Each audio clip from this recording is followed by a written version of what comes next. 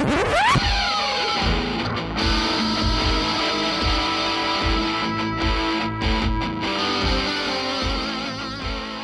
to the Tenant Podcast. I'm Todd Pearson here in Denver, Colorado, joined by my good friend and partner, Wes Brown in Rapid City, South Dakota. Happy New Year, my friend. Happy New Year to you. I know you cut out a little bit there, but Happy New Year to you. It's the new year, unless something traumatic happens in the next 2 weeks, since we are recording early.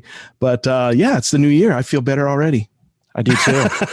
I feel like a big weight has been lifted off of me. There you go. 2020, I'm shaking you off. That's a good thing. We have a great episode for you this week. I'm so excited to talk to this gentleman. His name is Carl Corey. He's an American photographer, but prefers the title Documentarian. He is a Guggenheim Fellow in photography and the recipient of over 100 awards from the photographic and publishing communities. He has published 3 photographic monographs, Rancher, The Tavern League, a portrait of the Wisconsin Tavern, and For Love and Money, a portrait of the family business. Carl, thank you very much for joining us today. Hey guys, how are you? Thank you.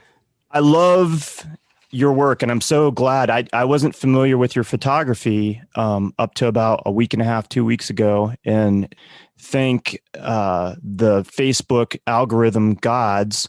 Somehow you floated across my feed, and I was like, "Oh, this looks interesting." So I went and followed down that rabbit hole and checked out your website, and I was like, "Wow, this is really incredible work." It really resonated with me. You've had this long career. You're still working on projects, correct?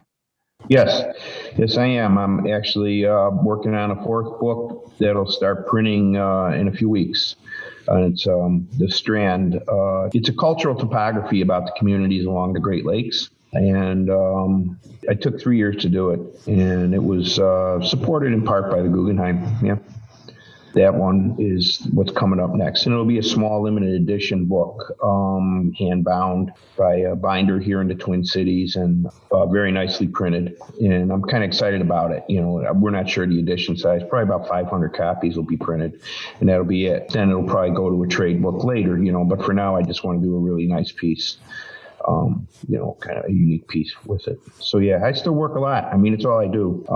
It's in my nature to work. Yeah. That's awesome. That's very inspiring to myself, and I'm sure Wes as well. Yeah. As photographers ourselves, and yeah, this whole podcast has been inspirational to us, and we haven't talked to a lot of photographers, and definitely not anybody that's doing the kind of work that you're currently doing and have done for a number of years. So it's exciting. How did you get involved with photography? Have you always had an interest in it? Yeah, there's actually a picture of me with my cousin John in 1963, and I was 9 years old, and I'm holding my Brownie camera, which I still have. It's over here on the shelf. I started getting very interested in photography then. Of course, you know, as a 9-year-old kid, the cost of processing and making the prints, even though it was like, you know, $1 or 75 cents, was very prohibitive. So, you know, it might take a couple months before I got those 12 shots. You know, the roll done. But I was always interested in it. And then I remember the big breakthrough came when I got a gifted from my parents a Polaroid camera, the kind where you had to like wet coat them. I don't know if you guys you used to have to wet. It's sort of like that Type 55 that people were using, but it was a consumer grade. But I love that thing, and I used to carry that thing around with me, and those little Polaroids were like precious. And I just photographed family and friends and, even some houses. I even started doing like some topographic work then, like houses I thought were cool in the neighborhood. And so, yeah, since I was about 9, so since about 63. So for a couple years, I've been doing it, yeah. And you have a formal photography education as well? Oh, yeah. You know, it's funny how many photographers have like this affinity to music. I was a jazz set drummer and played also in a rock and roll band because I made money doing that. But I played jazz, and when I was 14, I was invited by Ramsey Lewis's guys to play at Newport that year. But, being a kid, a young kid, my parents wouldn't let me go, with these jazz men all the way across the country from Chicago, where I'm from, to Newport, to Rhode Island. So I never enjoyed that opportunity. It's one of those things that I always think was one of those missed opportunities. But, maybe in hindsight, it's why I then had a career as a photographer, because that really didn't get to blossom as much. Even though I was a music major in college first, I then switched majors to the art department, emphasized in photography. Yeah. So I got a degree from SIU. I was at Northern Illinois University and then Southern Illinois University. Mm-hmm. Wow. Yep. That's a crazy story that you had that opportunity. You must have been really good at 14 years old. I guess, I don't know. I guess I was. Maybe it was because I was 14, and good enough that I was like kind of hey, here's this kid. He's good enough. And let's just take him with. It wasn't like I was going to start. I was going to like maybe play a song, or something with them. But it wasn't like I was going to be the drummer for the whole festival with the trio. But it was, I was invited to go, and they were, I was a guest. So it was kind of cool. But I totally understand my parents' decision in the 60s, to not let me travel cross country with these jazz musicians. So, at 14. Yeah. I knew a couple, sons of jazz musicians from the 50s and 60s. And you probably, you might have just dodged a little bullet. They were, I had a friend whose dad was a trombone player on Jack Parr's Tonight Show. And he he did the whole jazz thing, and heroin was not a stranger on the trip. So you never know. Well, I've never experienced that, but But what an opportunity! I mean, you didn't get to go, but just to go to the Newport Jazz Festival would have been just a blast to attend. Which I've never been. I've never either, but I've heard it's just a great show. So, So you refer to yourself as a documentarian. Can you kind of just explain that to our listeners, or how you define that as opposed to just a topographical photographer?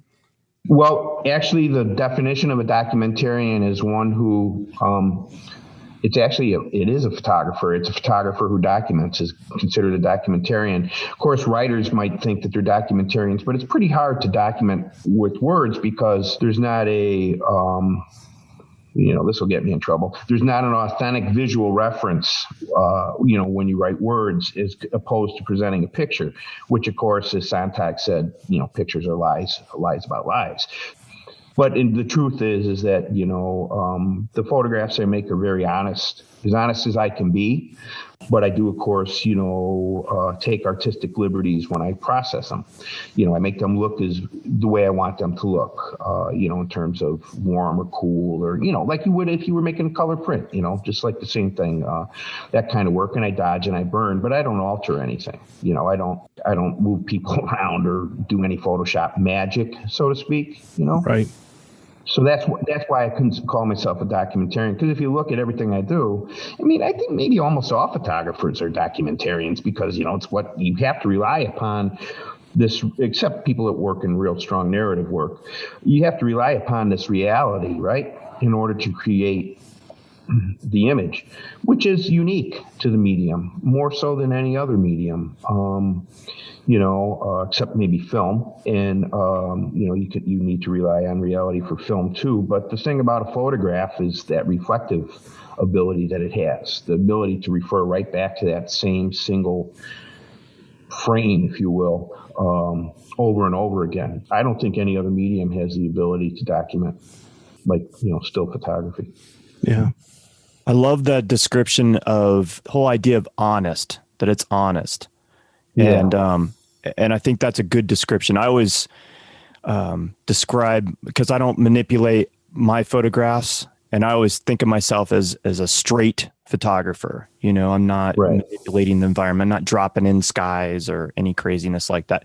I do dodge and burn, like you mentioned. Yeah. But for the most part, it's pretty straightforward stuff. And that's what I think what resonated with me, your work, is that it's so beautifully composed, and there's no manipulation. You see so much manipulation these days and images, and I think it's refreshing to just see somebody that's composing what I would refer to as old school, because I came up shooting film. So you come from this thought that everything is done in camera as best as you can. And then you know what you can do after the fact with that image. But for the most part, everything is conceived in camera as you're composing it and photographing it. Yeah, it is. That was kind of like the formal training. I think photographers have a responsibility to present their work in the best light that they can. But I think if you consider yourself a documentary or a straight photographer, there's lines you just can't cross. And those lines, it's not a real thin line. I mean, it might be a little bit of an area, a gray area, but we all define what that area is, right? I mean, we all say, well, I won't do this or I won't do that. And, I'll be the first to say that if there's a big old, cornweed growing in front of something that I need to photograph and I just can't get to it to lay it down or whatever, I will clone that weed that was, but I won't change the nature of the photograph. I won't move a window around, or it's just important to me that's kind of my line. I don't change the inherent integrity of the subject that I'm photographing. And, and I also do a lot of portraits. I mean, a lot of people don't know that. I'm getting ready for a big portrait project down in Mississippi Delta. And I'm the same way with portraits, I mean, I don't remove a mole or, blemishes on people, because I want people to be who they are, and, but if there's a big thread coming off their collar that I didn't see when I photographed and I couldn't trim it or ask them to, pull that collar off or that thread off, I have no problem cloning that out, because it doesn't change that person. It's removing something that actually got in the way of being an honest interpretation of that person. So, there's that line. I'm not a photojournalist. I still can do, I still feel it's important that you present, in the best light possible, right? Your photographs. Yes, so. Absolutely. And, and there's a fine line. I have a friend, he now lives here in Colorado, but he used to be based in New York, and always thought his philosophy was really interesting. He would never, if an executive showed up, and this is for an editorial type of portrait, but if an executive showed up and, they were looking a little bit disheveled or their shirt was a little wrinkly, he would not change how they looked. He would just let them, he thought that was a true response or a true representation of who that person is. If they show up and they got, crazy Albert Einstein hair, he wouldn't ask them to comb it. He would just photograph them, as they were. Yeah. And it also, you get that feeling that this guy's working. He's, he's busy, he's occupied. He has bigger things on his mind than how his hair is combed. I mean, that kind of right? It helps define who that person is. Yeah, most definitely. And that's a hard line to walk sometimes. And especially if you've worked as a commercial photographer, which I know that you have. Talk a little bit about that real quick and how that plays into your current work. Well, when I graduated from SIU with this, degree in photography, I thought I wasn't quite sure what I wanted to do. And so I took a summer before I went to grad school or signed up for grad school. I spent a summer. My cat's trying to lay on the goddamn keyboard. No. You can leave that in too. Okay. But, no, after I I was smart enough to know, let's just not dive into this grad school thing. I could have gone for free pretty much. I was successful in my, undergraduate work. And so I could have been a TA and had most of everything paid for and stuff, but I wasn't sure that's what I wanted to do, because now I'm 22 years old, and it's being a blue collar South Side of Chicago type person, it's I need to work, so I went and became a color printer at Gamma Photo Labs in Chicago, and then at a wedding lab in Northern Indiana, which lasted about 6 weeks because I couldn't take it. And but then I worked at Gamma for maybe close to a year, and they offered me a job as head of the I was a very good black and white printer, and they offered me a job as a head of the black and white department. And this was the head, the boss. I'm like 22 years old, and 23 maybe now. It was the largest photo lab in Chicago, very good reputation, and it was a real job. And I had to think about it. It definitely pissed off a bunch of other people who were there a lot longer than I was. I wouldn't have to print. I would just sort of look at the prints that the printers made and tell them what to do or go back, So it was a good job, and it paid very well. And I know that I could have raised a family on it if I wanted to, but I had to really decide whether I wanted to be a service-oriented type person or make my own work. And I turned the job down because I wanted to be a photographer. I didn't want to be a printer of other people's work. There's nothing wrong with that. It just was my decision. So as a result of that, I now have no work and I'm unemployed. I decided that I needed to, I decided to get married. And so I decided, on my own that I better make some money. And so I picked up a book called The Kodak Studio Light Guide to Studio Photography, this little Kodak guide book thing. And I learned how to light because I was a fine art major. And so I didn't have any technical lighting background in my background in college. I learned how to studio light. And then I got crazy, things to photograph and built this little portfolio and went around in my long hair and a ponytail and a army pea coat and bell-bottom blue jeans and called on art directors at ad agencies until I could build a business. And that was like in 78, 79. And then I did. And one thing led to another. And, I had a very successful career as a commercial photographer and film director. I directed commercials too with Lucasfilm and with Paramount and my own independent company. And but after a while doing that, you really want to get back to being truthful, right? Because it's not truthful. I mean, it's not what it's technique driven and design and technique driven. It's not really work that you're making any kind of a difference on or a statement on. You're making an income, and I loved it. I loved doing it, and it gave me real strong technical abilities. But after doing it for 20 years, 25 years, I decided that it was time to go back to my roots, which was being a documentarian, and I did. Was it hard to make that decision to walk away from all that? I mean, you spent a lot of time building that. No, it was not hard, Todd, because the whole industry changed. It became a very tumultuous industry, and it was the respect for craft and quality had diminished to such a standard that it was no longer very rewarding for me to be involved in the industry. And I was fortunate enough to have done well enough to be able to leave. So I left. I knew exactly what, I knew I was always going to leave at some point, but that just kind of was, well, now's the time. So I left, and I have no regrets, that I did it for, like I say, 20, 25 years as a commercial photographer. But, it wasn't a hard decision to leave.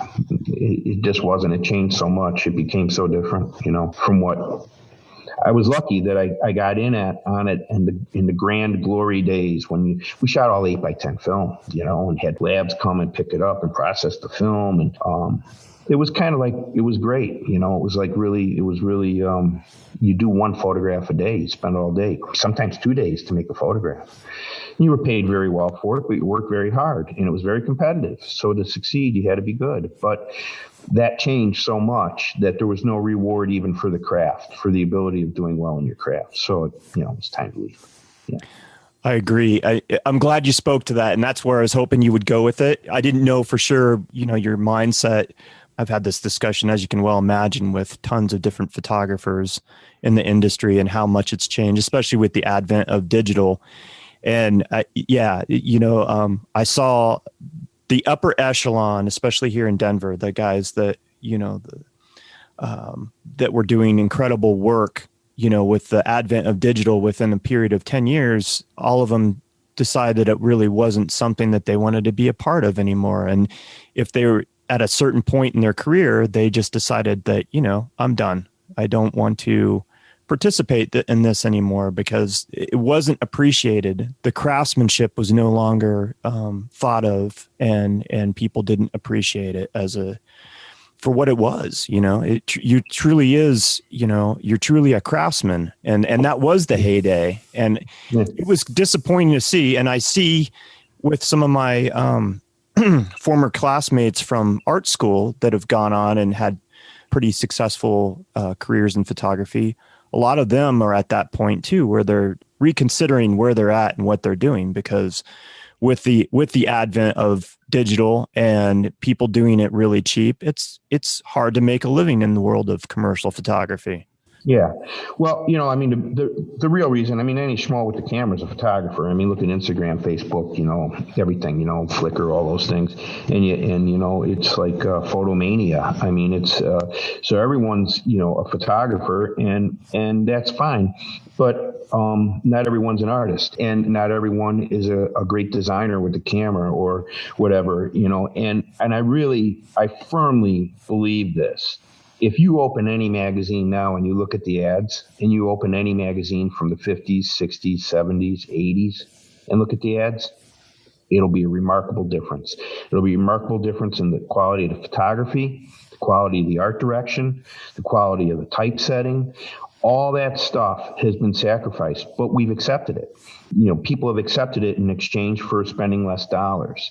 And so, if it's working for them, it's working for them, right? But the reality of it is, truthfully, as I reflect upon it now, I'm thinking as I'm talking, which is a rarity. I think that the bar has been set so low for what's acceptable in the advertising industry that there's no real room anymore for the true craftsmen. I don't think people like Penn and Avedon. There's Penn and Avedon. You just think of all the Phil Marco. All those great photographers. There's no room for them anymore. They would never come to exist in this climate. So that's sad, but it's also a buggy whip, right? You know what I mean. It's like things change. I don't dwell on it too much. It doesn't really depress me as much as I just look at it and say, it's kind of sad. It's just kind of sad to see that go away. So I agree. I was like in digital photography, there's no connection to these past people that you were just mentioning, some of which are some of my favorite photographers. There's no connection to the past. I don't think people take the time to learn about these people like Irving Penn or Richard Avedon and kind of study the way they composed and, the lighting and everything that comes into play. They were true craftsmen. And with digital photography, like you said, it's been kind of dumbed down. And I'm appalled at what I see, like you said, in major publications, what passes, for, a good photography. Stuff that's out of focus and not lit very well. But at the same time, you're right. Times change and you can't dwell on it. I just think that you were really smart into listening to your inner voice and saying, okay, I've done this.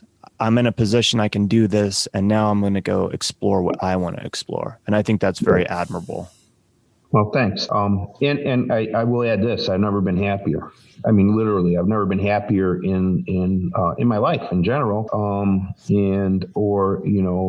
as a photographer. It's real nice to consider, that I'm now doing work that that I'm the art director, that I'm not fulfilling someone else's voice. You know what I mean? I'm not that certain, because that's kind of a service doing commercial work, even though, you had a lot more control than being a printer in a photo lab.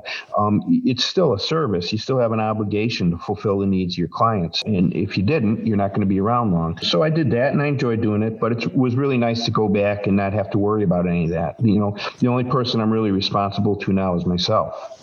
And if a person can do that, it's really empowering.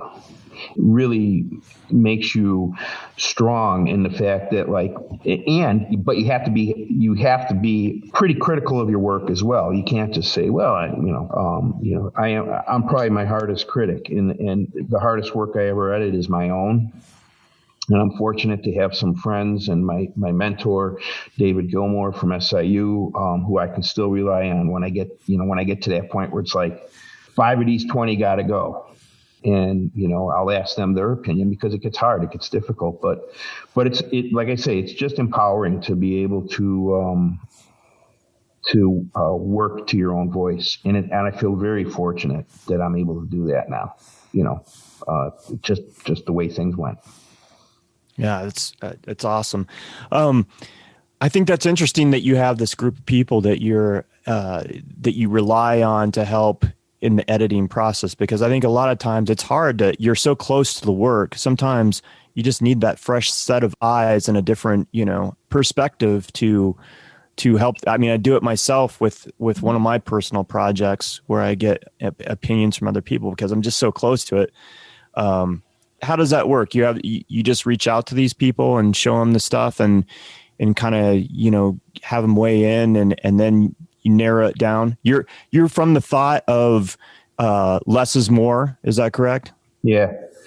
Yeah. No one's really going to give a shit that you're standing in ice water for 20 minutes and it was, 6 below zero out while you made this photograph. No one really cares. No one knows that but you. So that sacrifice occurred to make that photograph. But if that photograph doesn't hold up as well as the one that you made in 22 seconds when you got out of the car on the side of the road, and there was a nice breeze and it was 72 degrees, you got to use the better photograph. And when you edit your own work, a lot of times you think about the struggle that you went through to make that picture. You have maybe an unfounded attraction to that photograph because of the effort that was put forth to make it. And as I said, no one gives a damn about that effort. And when they look at the photograph, they just care about the photograph. You're the only person that cares. When I rely upon these other people, they have no idea, right? They're just looking at the photograph. They don't have any of this introspection about what you went through or how you made the photograph or why it's important to you or whatever. Or, you like ducks and there's a duck on the wall, whatever. They just look at it as a photograph. And so I do have a core of people. I'm very fortunate that they're an extremely talented core of people, but I do have a core of people that I will share work with, a gallery director and, a director of a museum and a great photo editor from the Library of Congress and, my mentor, Dave Gilmore. Those are there's 4 people that we're friends. We're friends and we rely upon each other and we bounce stuff off each other. So, I live rurally.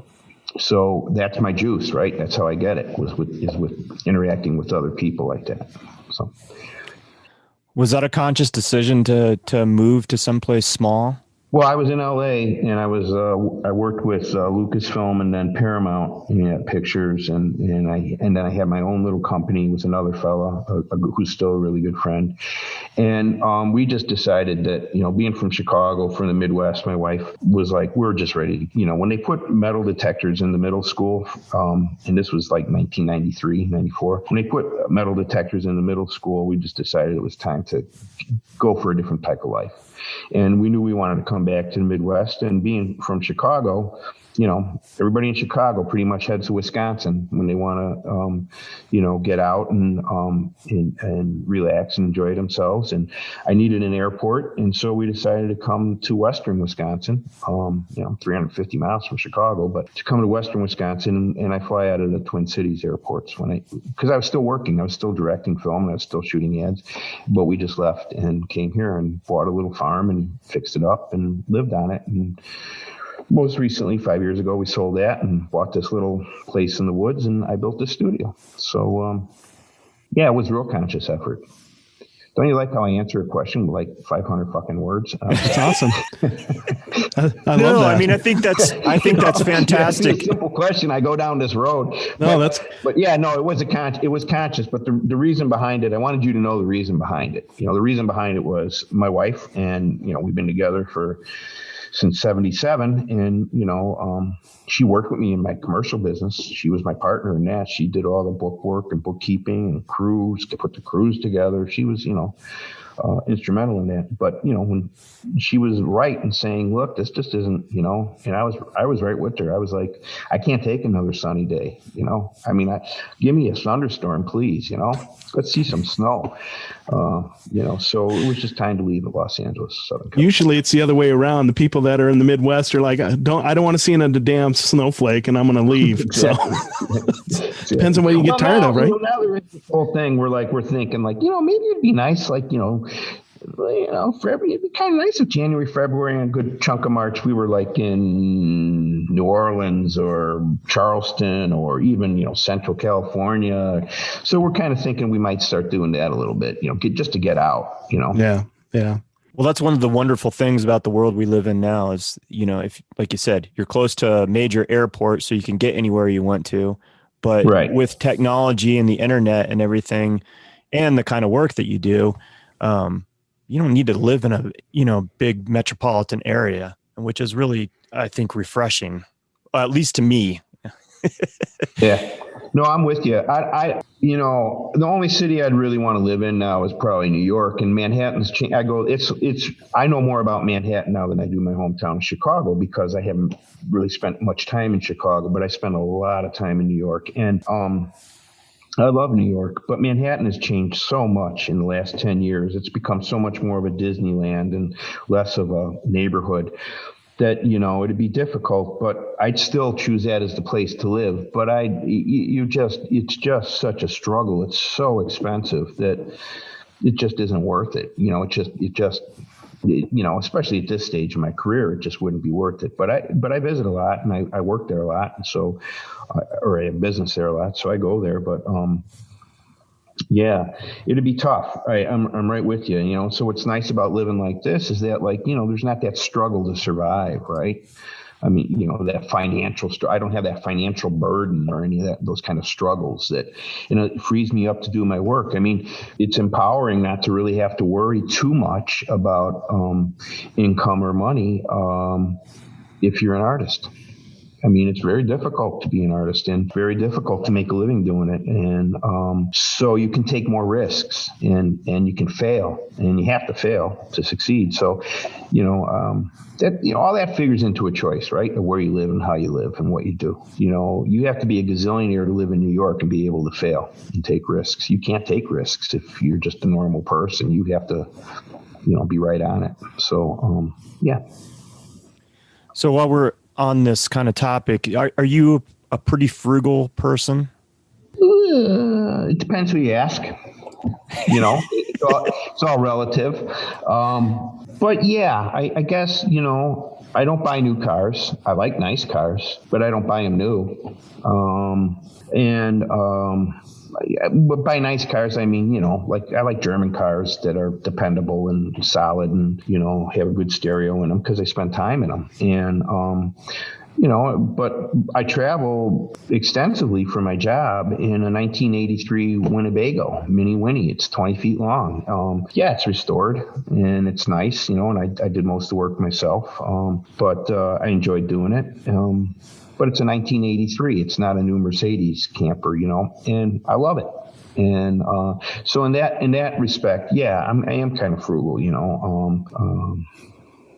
I am, because I spend most of my money doing my work, and I make enough by doing that I can live. So I pretty much put all the money back into traveling so I can make more photographs or reaching out or buying books. I have a lot of books. because like you said, talking about Ike, that you look at a book, I remember looking at Irving Penn and Avedon's work when I was starting out, because I knew that this was great work, and it was like it inspired me to look at their work. And I still do that. I look at a lot of photo books and just to see what's going on, and to see portfolios, because it's difficult to collect, even though I do collect some photographs too. And so it's difficult to collect, a lot when you yourself are an artist, because, I'm not a hedge fund man. And so books are a great way to have collections of work. I'm glad you mentioned that, because I think it's really important. It was something that was instilled to me by some of my mentors, as far as, you should always look at photography and continue to look at photography. And I have a pretty decent collection of photo books that I still will pull off the shelf when I'm, looking for inspiration, or just, want to flip through, and I'll see it in a different light. So I think it's important for young photographers, get off the internet and pick up a book and look at some of these masters that, that you've mentioned. Who were some of your influences?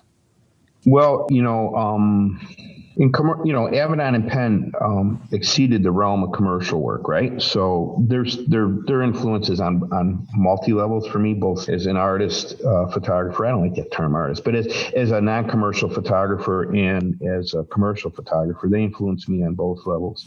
And as a kind of for what I do now, I've always, I like Saul Leader, and Helen Levitt, and how can anybody do what I do, and what you do, what we do, and not think that Bill Eggleston, set the bar pretty high. I like Mizrak a lot. I like, I like a lot of Alex Solt's work. There's a lot of people, there's people that no one ever even heard of, or they will. I hope they will soon, that inspire me, and that I look at. But yeah, I guess if I'd have to. Yeah, I like Helen Levitt and Saul Leader and Arbus.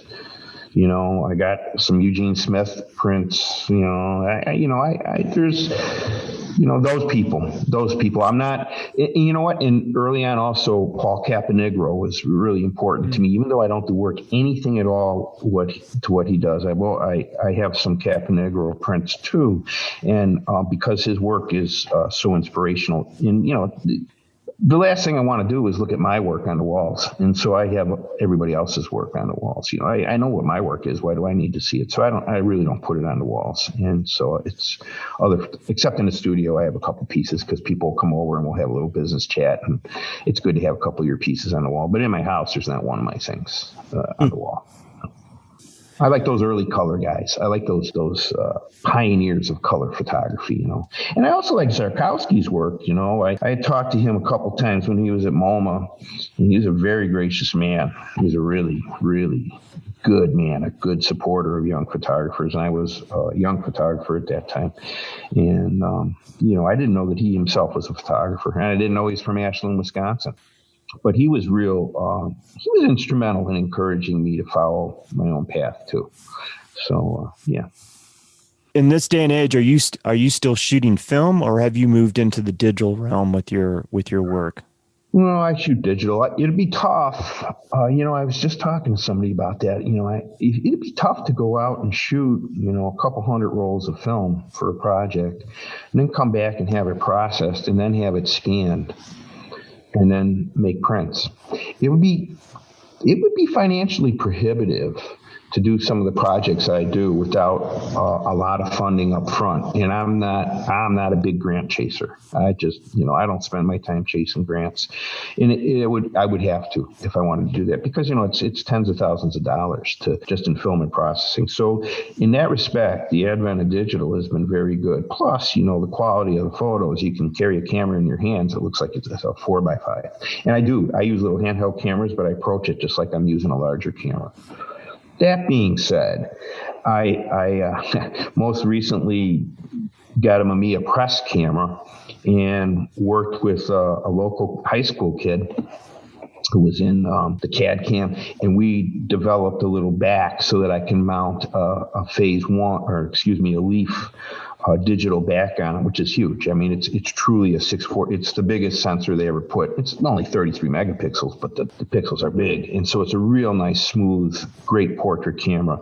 And it's got a one-shot lens. It's got like the view camera lens. Mamiya press cameras. You cock it once and you shoot it. And I love working with that camera for portraits because it's so slow, and it also it's very filmic in its process. And it also shows the subject when you're doing portraits that you have a lot of respect for them because you're going through this effort to make their picture. You have this big camera on a tripod, and it's, you make one picture, and it's like you only do maybe 5 or 6 exposures or 10 maybe at the top, and they know that like this is the real deal. And it shows respect for them. And I like that. I like it for that reason as well. So, yeah. So no, I don't shoot film, but I work very filmically. I love Does that. that make sense? Yeah, totally. It totally makes sense because I think in this day and age with digital cameras, it's all about, people just blow off tons of frames.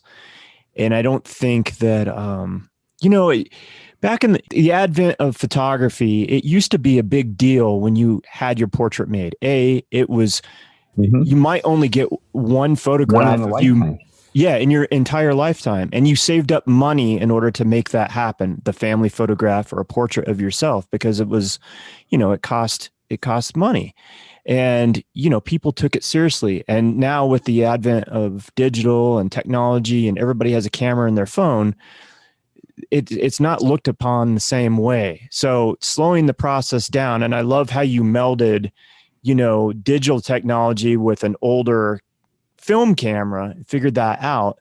And the process is slowed down. When back in the day when I used to shoot a, 4x5 view camera and I'd set up a portrait of somebody, I know exactly what you're talking about. When you set that up, people go, wow, this is like totally different. I've never had this done before. And the process, you kind of just tune into each other and everything gets slowed down and they feel like it's a really important thing that what's happening, in front of them. It creates mutual respect. And I think that's important, right? Yeah, so, absolutely. Yeah. Absolutely. I always feel like, time is precious. And when you set out to make a portrait of a person, you want to say something about that person, and it should be important. It should speak not only to them, but to the viewer.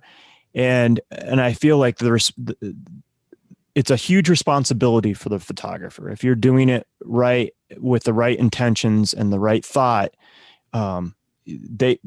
your subject should feel that. Yeah, I agree with you. Yep, and so that's why I work that way. The camera weighs 8.5 pounds, but it's and you can handhold it because it's a press camera. But I usually have it on sticks. Yeah, and I really love it. I also have one of them old Fuji GX 680s. They have the bellows on the front. And that same back, I bought a plate. That was easy. I just bought a plate and had to shim it.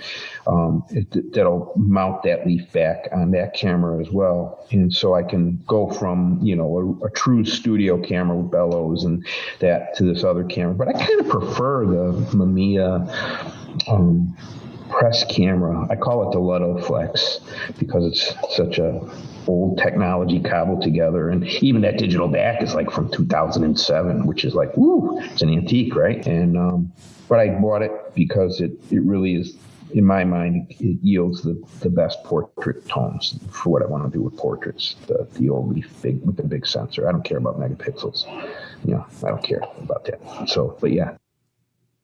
Do you work pretty much always on a tripod? Obviously for your portraits, it sounds like, but when you're doing these other photographs of old buildings and spaces around the Midwest, is that always done on a tripod? No, I always have a camera with me. I have a little Fuji X Pro 3 and 3 lenses that are always in the bag with me, 3 little primes. And so I'll pull that out a lot. I'm just really conscious when I frame, even with my hands, of working on the sticks. And it seems to, people will ask me, I had a gallery director say to me, God, is everything you shoot it's all large format? And I said, oh no, this is with the little food, this is with the little, it looks like it's shot with the sheet film. And I said, well, that's technology just marched on and how you process your raw files. But it's the framing, and I like things to look like they're framed. I'm very conscious of the outer, Dave Gilmore, the outer edge of the frame. That's what he always, taught us. Look there first, get that outer edge cleaned up. And that's a very important thing, is what's breaking the edge of the frame. And so I that's never left me all these years. So, no, most of the work that I do, unless it's at night and I need the sticks for steadiness, is handheld. Yeah, that work, that topographic work.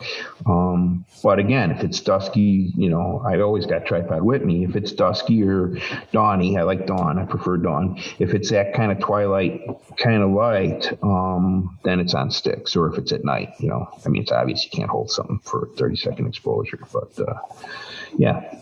You mentioned something interesting. You prefer dawn over dusk. Why is that? Yeah. Light's different. Dusk seems a little harder and more golden, and dawn seems a little softer and a little more pastel-y, and I like that look.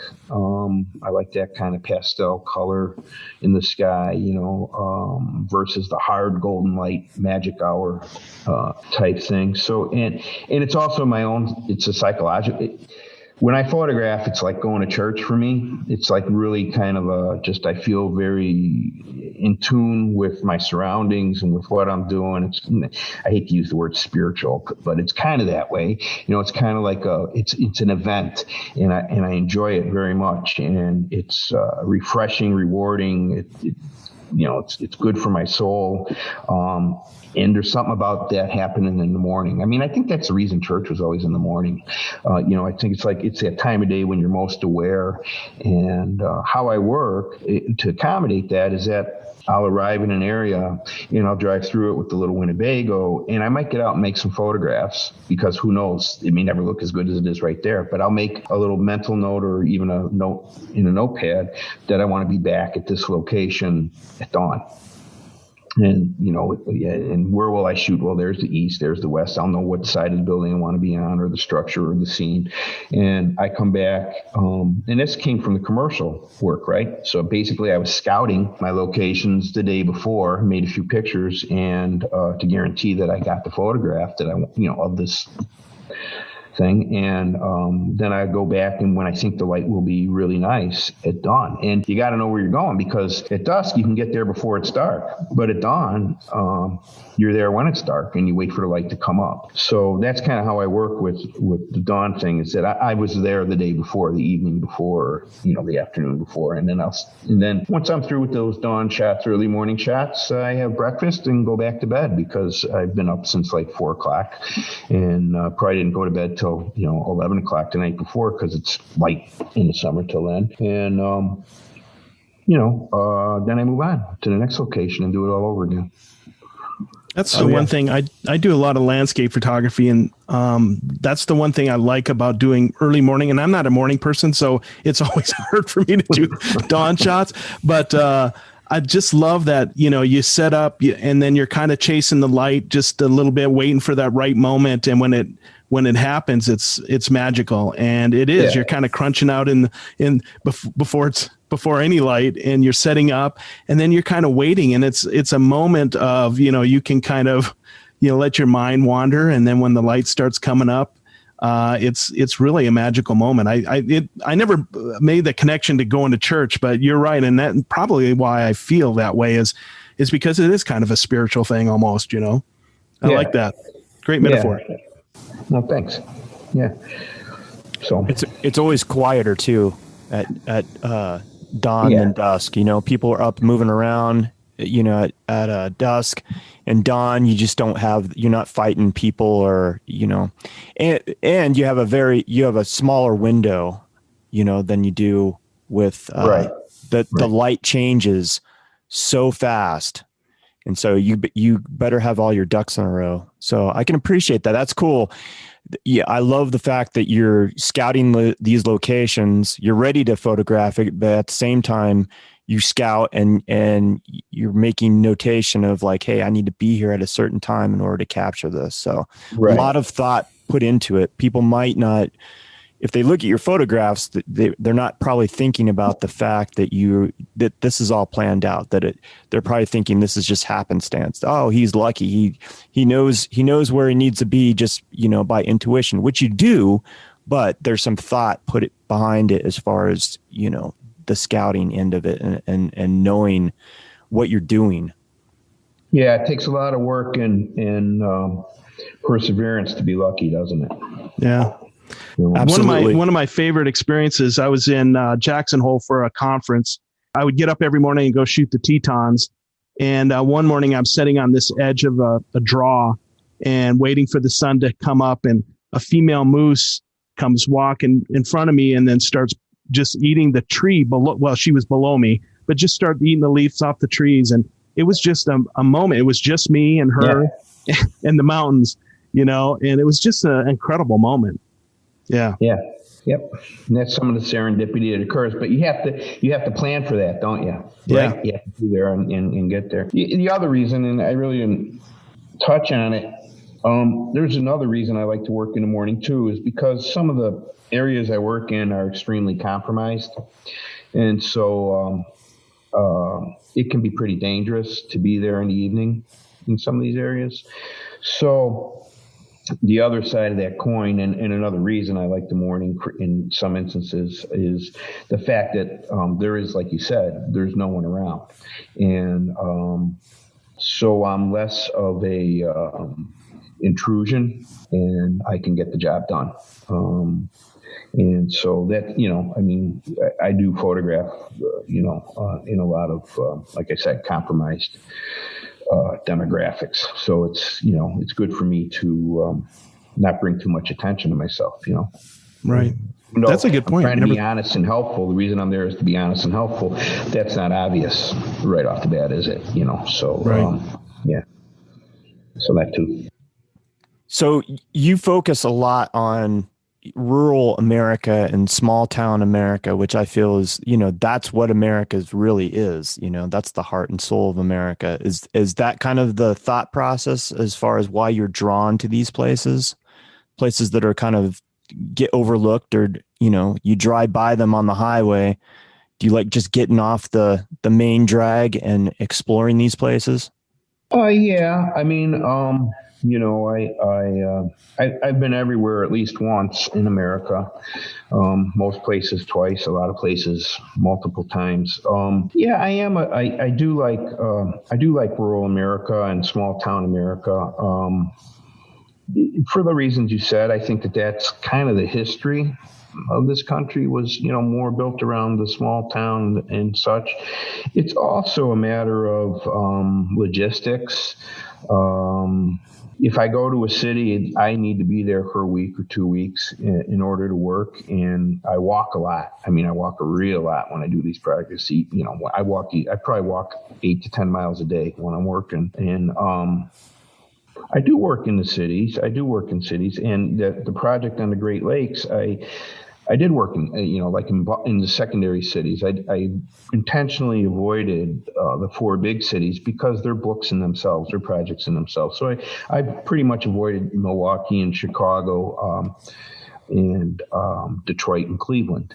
And it was because, like I said, they're projects upon themselves. So I focused on the secondary communities. But I was in Erie and in Buffalo and bigger town, Green Bay, et cetera, so those mid-sized cities. So yeah, I don't really try to avoid the cities, and I don't really necessarily think of myself as someone who focuses on rural life, but it does seem to work out that way. It does seem to work out that, I spend more time in small cities, in more, desolate areas than I do in, congested urban environments. Your photographs tell stories, and even though a lot of times there's no people present, and you do portrait work, but a lot of times there's no people present in a lot of these photographs, there's still a human element and relationship. You could just do pretty landscape photographs. Why are you drawn to like the human element, even in these different scenarios? Well, that's what I do. I am like a cultural topographer. That's kind of like the work I do. It's all about the culture of the environment that I'm in, told through the topography. So I intentionally photograph with the absence of people, because by doing that, I want the person that looks at the photograph to be able to relate, to put themselves in that place. And the second there's another person in that photograph, it's no longer about the viewer in that place. It's about the person in that photograph. And that's why I do portraits, because that is about the person in the photograph. But there's that real strong line of demarcation that I have in terms of a portrait is about the person, and this cultural topography work is about the viewer being able to place themselves where I am when they look at this photograph and and hopefully get inspired or call to action or whatever, share in the emotive quality of that scene that I had. So most of my work is devoid of humanity, devoid of human beings, but hopefully not devoid of humanity. And that's very, very intentional on my part, which may be why I work in areas that have less people in them for that work.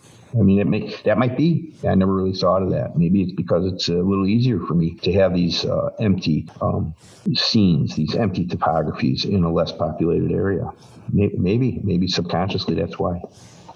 As a photographer, I can see the intention in these photographs. They're not just, you're not just setting up willy-nilly, oh, there's a cool building that's abandoned that's starting to fall apart, or this big open space, this parking lot. I can get lost in those. In this day and age where we're just so bombarded with visual imagery, do you think it's difficult to do the kind of work that you do? It's real easy for me to do the work that I do. What's difficult is to have it recognized, because there's so much work out there that is similar. And there's a lot of good photographers out there. And for that, I'm thankful. But, there is all that ruin porn, so to speak. There's so much work that just relies upon nostalgia and ruin. And those are like death knells for me as a photographer. It's like the last thing, if someone says, oh, I love this photo, it's so nostalgic, that fucker's gone. I mean, not the person, the photo. That photo's out of the portfolio, gone anywhere. If people really think that way, that it's a nostalgic photograph, I don't know. Or if they think, oh, that's a cool ruined building, it's like, well, of course, some people think that because they're not visually literate. So that's, I take that into consideration. But I really, I don't want to be nostalgic, and I don't want to be the guy that photographs the empty, the decay, America in decay. There's so much of that going on. I don't want that. I always try. I work really, really hard to have a human element in the photographs, even though they're devoid of human beings. I really work. It's not a successful photograph for me, if that humanness doesn't come through in the picture. I'm glad you spoke to that, and that's where I was kind of going with that line of questioning. And I'm glad you brought up the whole nostalgia thing, because I myself, I hate nostalgia. I don't get that sense looking at your photography that you're a nostalgic person. That's the intention.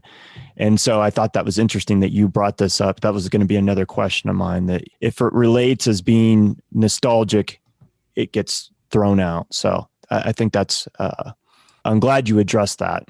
Yeah.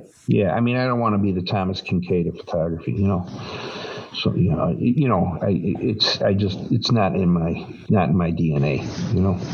That's why I like you. I mean, why you look at Helen Levitt's work. I mean, yeah, she has a lot of people in her photographs, but she does it so wonderfully. And Saul Leader, same thing. There's people in there, but they're not. It's not about that person. It's just that person in the photograph that makes that whole scene work so well. They're masters at that. And you look at the photos, and of course there's going to be a nostalgia in a photo from the 40s or a historical, this historical kind of, but it's not a nostalgic photograph. It's a wonderful work of modern art, and it's very human. You relate to it on a human level. And that's why, that's all those photographers that I really like. It's, you relate to on a human level, So obviously, I mean, this is what you do. Like you've described it in depth and it's a part of your DNA.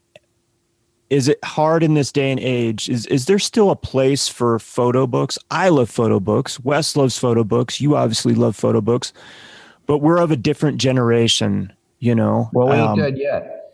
Well, that's true. So there is a place, yes. Will there continue to be a place? I don't know, Todd. I don't. I'm not a fortune teller. I hope there is. The projected versus reflected viewing. That's really what we're talking about. People being able to project the image on their smart device or on their computer screen versus reflecting light off a printed page, whether it's a beautiful photographic silver print or color print or inkjet print or a book or, a commercially printed book. I'm not a big fan of the photograph as a thing, like this photograph's a thing. I'm more a fan of the experience of looking at that collection of humanity being reflected by light off of a thing, off of a print to me. Am I being clear about that? Like, I know it's kind of confusing. I like the fact that there's this item in front of me that's communicating to me rather than this electronic media that's communicating to me. And I also like the fact that there's this book that I can pull off the shelf and show to someone that I'm talking to immediately, and they can flip the pages, and there's that experience that happens with that. Photography is a print medium. That's what it started as, right? It's not an electronic medium. It was a print medium, and and it's being modified now to become more of an electronic kind of media. And I don't know.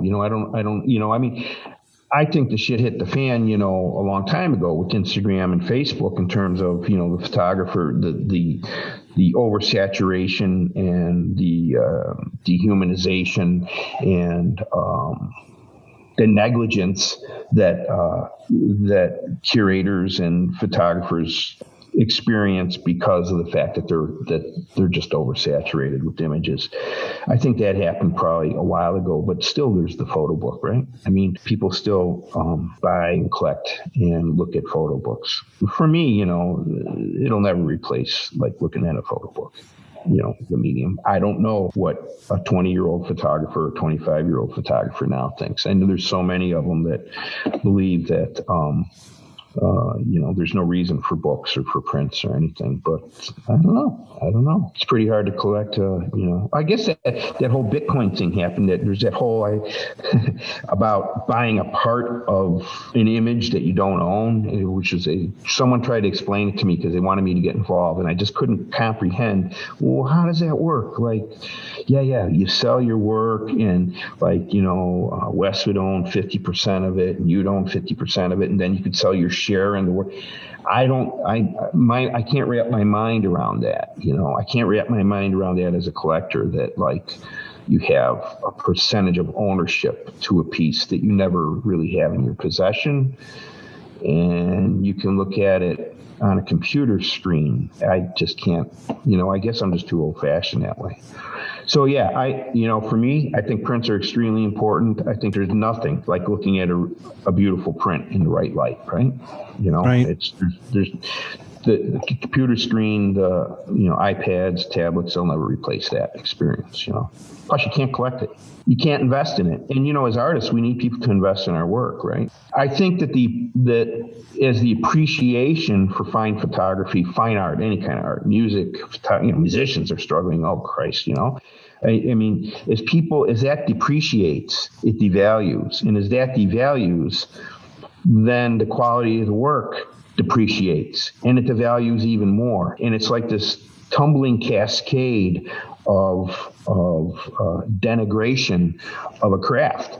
So I think it's really important that people collect and buy work. And the only way they can really do that is through prints and books. I think that it's important that there's beautiful books that people can buy that help support the artwork or the music or CDs or whatever, that help support the artists involved that created it, because that keeps the level of the work high.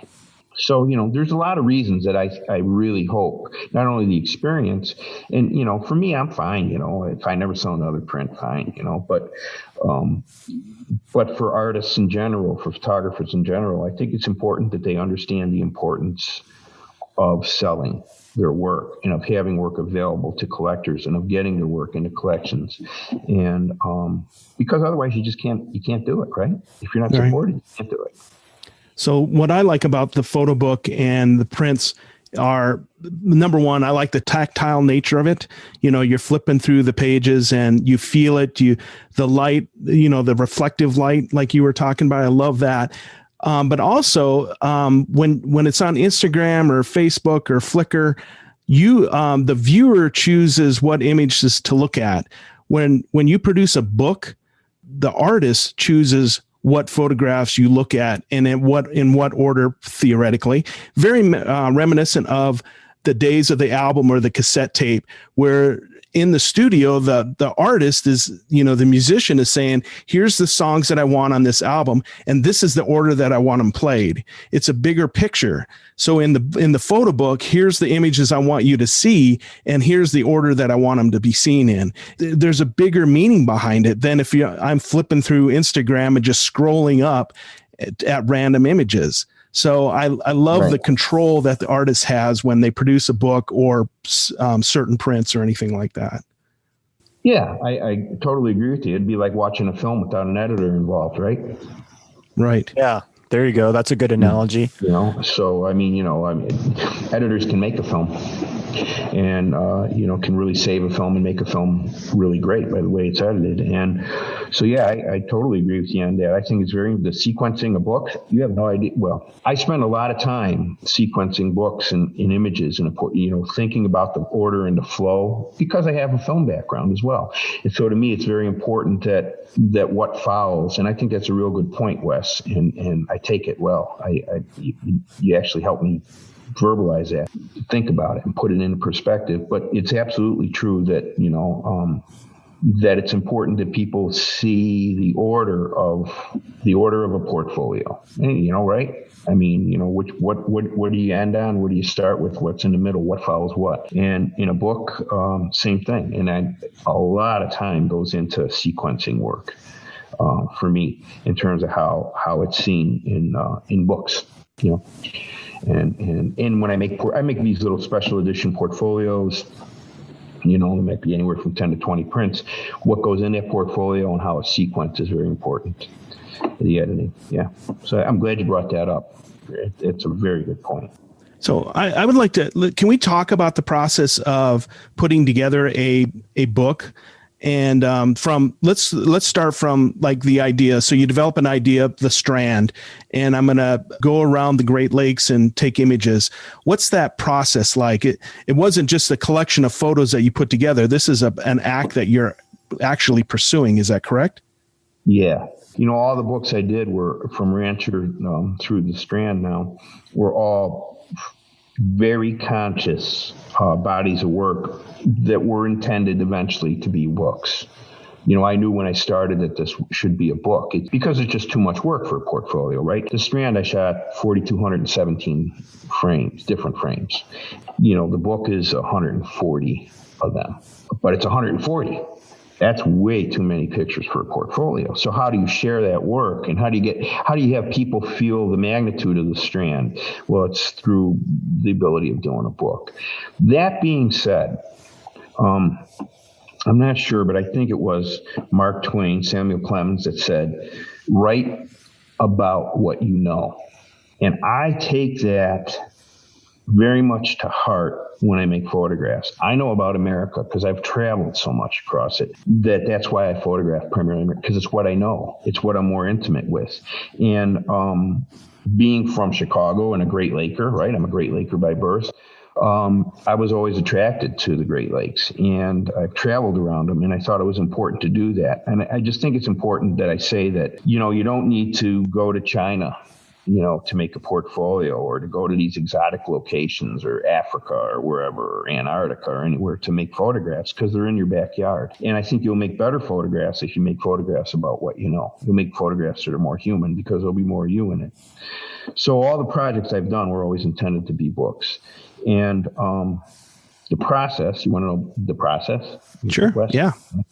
The process is you come up with an idea. In how I work, I come up with an idea and I think about it for maybe 6 months, a year, and think, and then I kind of like look and see, well, am I being redundant? And it's like, but then sometimes you don't want to look, because you don't want to like see what's been done before, because you want to go there without any, preconceived notions of what you should do or shouldn't do. You want to be open to the experience. So once the idea, so to speak, becomes validated, and you decide, I'm going to spend 2-3 years of my life, on and off making this is what I'm going to do, and I'm going to make this project. You start to research, right? And so I read books about the areas, novels maybe, or history books, and then I go out and start the process. And the Strand, I drove 5,000, 6,000 miles, and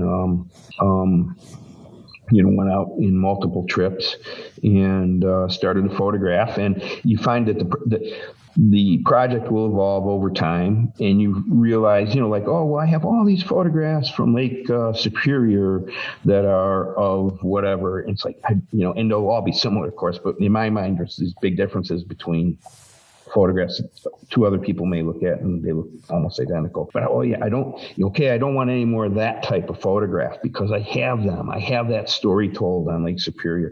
Let's go more towards this type. So there is a subtle evolution that happens in a project as you do it. And then when you're done, you got all these photographs, and then the big edit happens, right? And that's the hardest part for me, is like getting it down to where you want it to be, and what falls into the edit. And then you get them edited, and then you bounce them off in my case, 4 compadres that look at the work that you've edited, and they, are honest with you about it, because otherwise, why would you, want that honesty? You come up with your final edit, and then you sequence the final edit, and then you sequence the final edit, and then you sequence it again, and then you throw it away and you do it again, and then you get it where you think it's right, and then you show it to your 4 compadres, and then you sequence it again, and then you get it to where it's right. And you got to make sure that you're true to yourself. It's your book, it's your work. So you have to take opinions of others. If you're kind of thinking that, and someone says that, and it's like, I guess it really isn't a good photograph. I thought it might not be a good photograph, but everyone said that, maybe not this one. So I was right. This isn't a good photograph. But you can't. That helps. That's what I mean. But you can't let it become. You can't have a creative by committee. You can only use those folks as sounding boards for your own thoughts and processes. And you want it still to be your project. So you get it all done, and then now you're in production, and now you have to deal with, or not have to, you hope to deal with a good designer, and who will do your type, and make sure that, everything's kerned and leaded properly, and that it's easy to read, and, for whatever essays you have in there, and then how are the pictures going to lay on the page, and you get through with that, and then you start getting bids for production, and then you get it bid, and then you hope to hell, this is if you're doing it yourself. If you're not doing it yourself, you're going to work with a publisher who will do all that production work for you and will also help you edit. I've been very fortunate, in the 3 books that I've done to date have all been done through publishers that gave me creative control. That was part of my deal. I get the final call. In terms, I have the final say. Otherwise, we don't want to do it. You're not going to make any money on these books, especially if you do them with the publisher. Just ain't going to happen. The commissions on books, you get $1.92 a book for that sells for retails for $30. So if you sell 5,000 books, you made $9,000. Oh boy, I'll guarantee you it costs more than that to make the photos that are in the book. So, the one thing you want to make sure of is that you don't give that creative control away. Self-publishing, you can actually do a lot better if you know what you're doing. And, but that's the process, right? It's long, it's years. I mean, I started the Strand 4 years ago this spring, and the book will be coming out 4 years later after I started it. I mean, it's like longer than feature films, right? Start a feature film, they're done in a year, tops. A big film takes a year tops to do. This is 4 years I spent, So that's the process. Did I answer that question? Well, yes. That was awesome. I love it. So it's a lot of work and time, energy, and then, it's immense, so I think it's pretty fantastic. And you're, you have these people that you work with, but I mean, essentially you're carrying the bulk of that load and you're a one-man show. Absolutely. Yeah. I equate myself to that, the guy with the bass drum and the tuba and, the washboard, that's kind of sometimes how you feel, right? It's like you're like doing tap dancing while you're doing it, but it's great because, you're your own boss, and I don't know. I wouldn't trade it for anything. Yeah. I love that. Thanks for sharing that, because people don't realize the work that goes into creating a book, especially something like what you're creating, the artistic side of it. Do you have a specific publishers you work with, or do you just always send it out to bid? Publishers or printers? I mean, printers. I'm sorry. Thank you. Do you have specific printers you use? I like to work with, there's 3 that I like to work with depending on what I'm doing. And, I do these zines, and we have this visual conservancy on Facebook, which is, we do a zine called Peer, P-E-E-R, and it's the most popular posts from that group going to the zine. So I work with that. Blurb is great for that, right? Because all the photographers and their friends want to, pick up a copy. So, it's real easy. You put it on Blurb and they can get it right off Blurb. Blurb is great for that, and they do a decent job. But for my, they're good for zines and stuff, but for like, if I'm doing, like a serious project, there's different printers I work with that, I have a more personal relationship with, and we can talk, and I, have their color profiles, and we make sure everything looks good, and they want it to look good. They're vested as a printer. They're high quality printers and binders. I work with a bindery, a father and son, and they're 10 employees have this whole bindery, and it's great in Minneapolis. And so I work with them for bind. They'll be binding the Strand. It's going to all be a handmade case, and the printer is going to supply just printed sheets on archival paper so that it can be Smith sewn and done properly by these guys, because the printer they saddle stitch or they perfect bind, right? They don't Smith sew this printer, but they do a great job printing. So I'm using those 2 different people, and I've worked with them in the past, and I know what each can do, so by combining those 2, it'll be great. And the designer that did the work for me is out of Chicago, did the type and such. And then I designed kind of the way I want the photos. There's only one photo visible at a time. That's kind of a thing of mine. I like it to be like a portfolio when you go through a book. I don't do the here's a photo here, 10 photos here, 2 little ones over here. It's not about the design. It's about, it's about the photographs, right? I'm a photographer. I'm not a designer. So I always only show one. It's important to me that only one photograph is visible at a time when you get into the meat of the book, like going through a portfolio. So, yeah, so that's how it works. So I have 3 or 4 people I work with. Yeah. Yeah. That's interesting. Yeah. I love that. Thank you so much for sharing the process, because like I said, I don't think a lot of people understand, what goes into creating a beautiful picture book, for lack of a better word. That's a horrible word, picture book. Yeah. But Well, that's what it is, right? It's a book of pictures. Yeah. So, Carl, you already talked about the fact that you're not going to make a bunch of money selling photo books, and these projects are time consuming and they cost a lot of money to do. They're self-funded. How do you make money? Oh, well, I do sell prints. So I sell the collections, and I have work in collections, and I have a few people that, a few collections that, are pretty steady at purchasing work for me. And so that's pretty much how, I make an income. And the Strand here, if I'm lucky, this book will pay for what it costs. I'll make some money on this limited edition book, but it won't be profit. It'll recoup my expenses of making the photographs that went into this. But then I make money to live on by selling prints that are from that same body of work, right? And so that's pretty much how it works, for me. The books also support, they help generate print sales, because I've had people buy my books and then contact me to buy prints. So, it's very well integrated, right? I mean, if you have a successful business, the left hand should know what the right hand's doing, and they should help each other out. And so I feel that books help generate print sales. And, so my only criteria for doing a book is that I don't lose money on it. I don't necessarily have to make money, but, I don't really want to lose money on it, because I just don't have a lot of money to lose. I'm just not in that position to say, I can lose $30,000, $40,000. No, I don't want to do that. And all this stuff, most of it's sold through your website, or do you have galleries that move these prints for you? I did have galleries, and I let them all go. Or they let me go. I had a bad experience with a gallery that stole from me. And so that kind of soured and it stole a lot from me. That kind of soured my experience. He was just a bad gallerist. But all the other galleries I worked with were, they still play some work for me, but I don't really work with them. I'm not exclusive to any a gallery right now. Pretty much it just comes. That's the one thing I'll say about Instagram.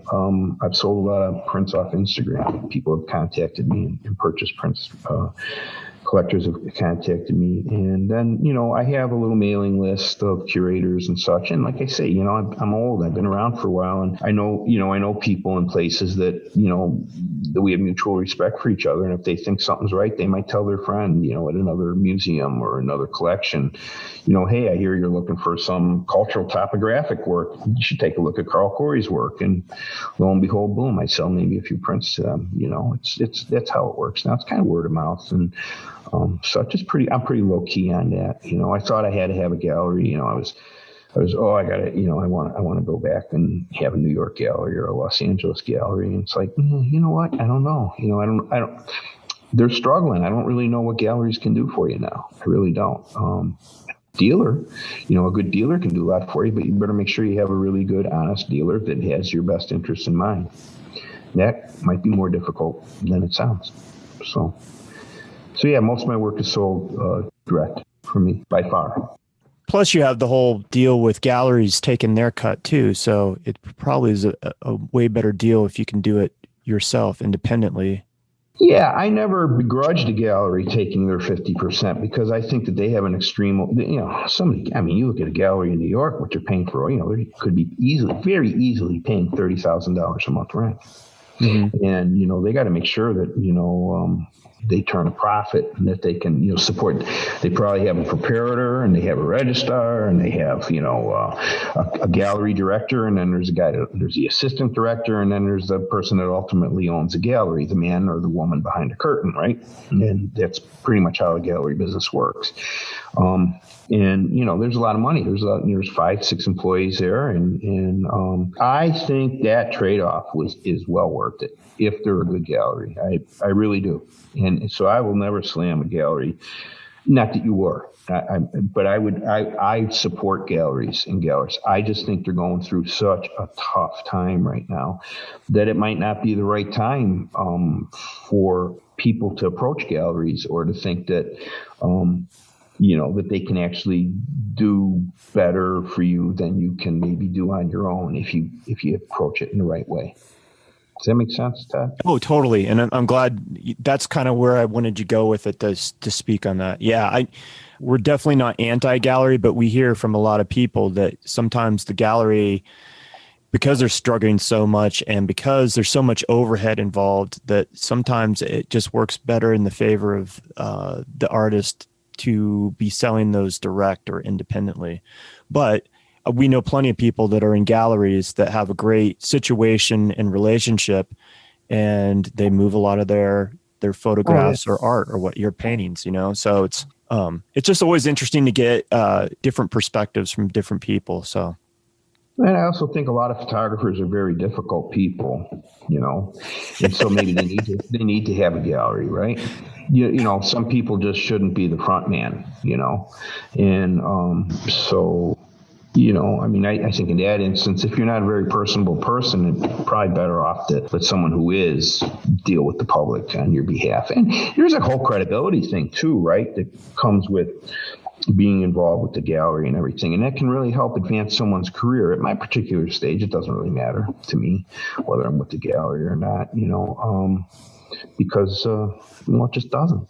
But when you're young, I think a gallery can really, it was important to me 20 years ago. That's when I was young in this business, to be involved with the gallery because I knew that they could help accelerate a career and give me some credibility. And so I was fortunate that I worked with, I did work with two very good galleries and one, like I said, that wasn't good at all. So I worked with three galleries and two were very good and did very well for me. And we're still friends to this day. We still talk. As a matter of fact, they still sell work. So. Why do you think photographers are difficult? Oh, well, people are difficult. Most people can, a lot of people can be difficult. But I think the thing that a lot of photographers fall into is that they really believe that their work is so important and they're thin-skinned. A lot of photographers are very thin-skinned. And I think that if you really want to succeed, you have to build up some calluses. You have to work hard. You have to be able to understand where people are coming from. You have to be able to dismiss comments that are meaningless. Someone insults you, you just dismiss. It's meaningless. Go. Right. It doesn't matter. You don't have to respond to it. And I think that a lot of photographers are very sensitive to the nature of their work. And not everyone's going to like your work, and you have to be willing to accept that. If everyone did, it'd be kind of boring, wouldn't it? Everybody'd have the same taste. So, not everyone's going to like your work. Accept that and accept that some people are going to be less polite than others. And I can deal with that. That's where the commercial thing comes in. It's like, you deal with so many people for so long and different people every day. And, on a film crew, you might have 40 people on your crew and then, 15, 20 clients. There could be 60, 70 people that as a director of a commercial, you're kind of like, it's all there. You're like the fulcrum, you're like the center of this thing that you have to deal with all this on multiple levels, which is why you get paid a whole bunch of money to be, a film director, a commercial film director, because you're the world's most expensive babysitter. So that helped me develop a little bit of this callousness, not in a negative term, but the ability to protect myself and my ego from comments and statements. I don't think a lot of people have had that experience. I don't think all photographers have had that experience. And I do think that some photographers are wonderful people, but they shouldn't be their own front man. They should just stay behind the camera. And, there's no reason to be defensive about your work. You just dismiss it. If someone doesn't like it, they don't like it. Why do you have to? Why defend your work? There it is. It's there. It's already there. It's done. So the words aren't going to change anything. It's not a word industry. It's a picture industry. There's no reason to be defensive about it. And I think a lot of photographers don't get that, and I think they should. I think they'd be better off if they did. You just walk away.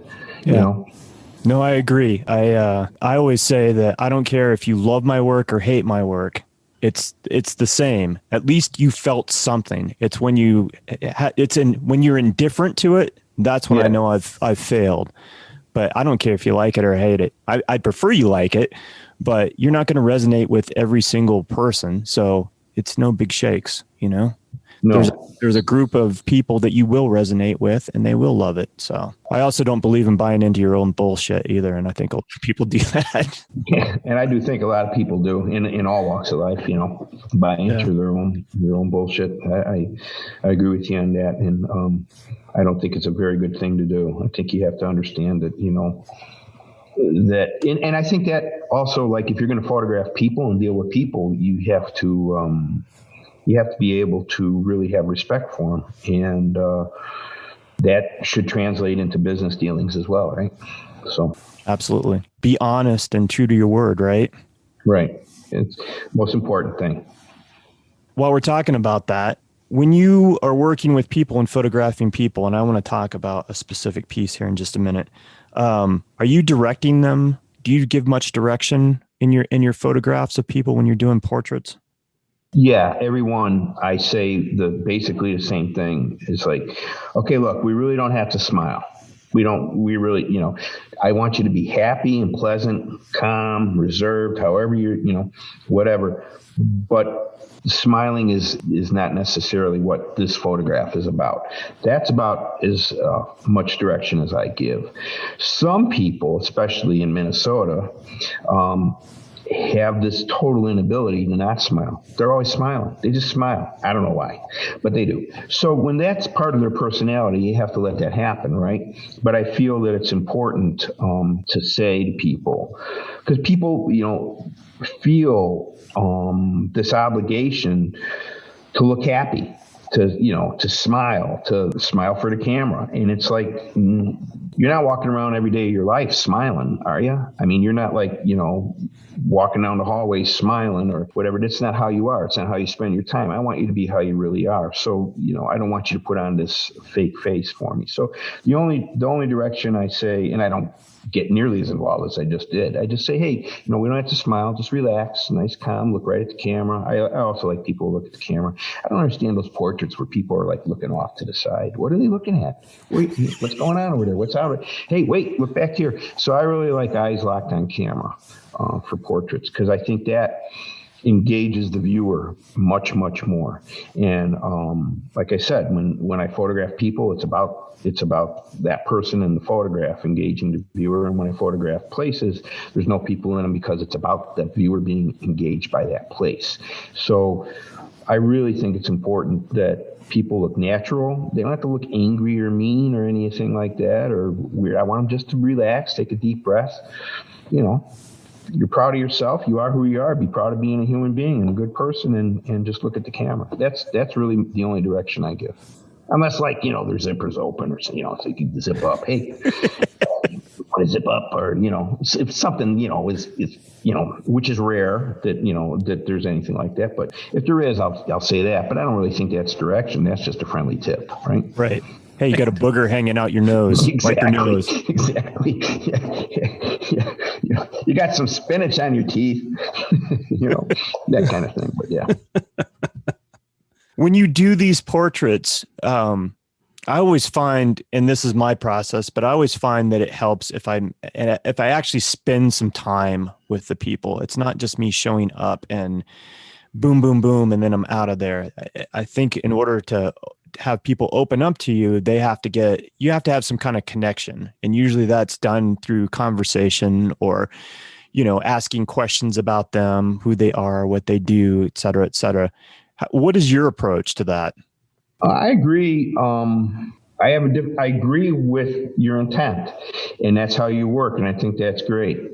When I was doing, For Love and Money and Tavern League both have portraits in them, right? Environmental portraits. And I do a lot of environmental portraits, but they both have environmental portraits in them. I never walk in with the camera in the sticks and say, hey, I'm a photographer. I'm here. I want to do your portrait. I come in, and since the Tavern League, in the case of Tavern League, I'd order an O'Doul's or a Coke or something, sit at the bar and, have a drink with them and say, hey, I'm working on this project. It's about the taverns in Wisconsin and the people who work in them. I'd really like to come in and do, oh, no, you don't want to, and nobody, very few people go like, oh, yeah, man, come on in. They're like, oh, no. And I would say, but I come back tomorrow or, later today and with the camera and stuff, and it'd be great to do it. And they say, well, okay. Or I'll ask my boss. My boss says, okay. Oh, your boss, would he like it? Whatever, or she.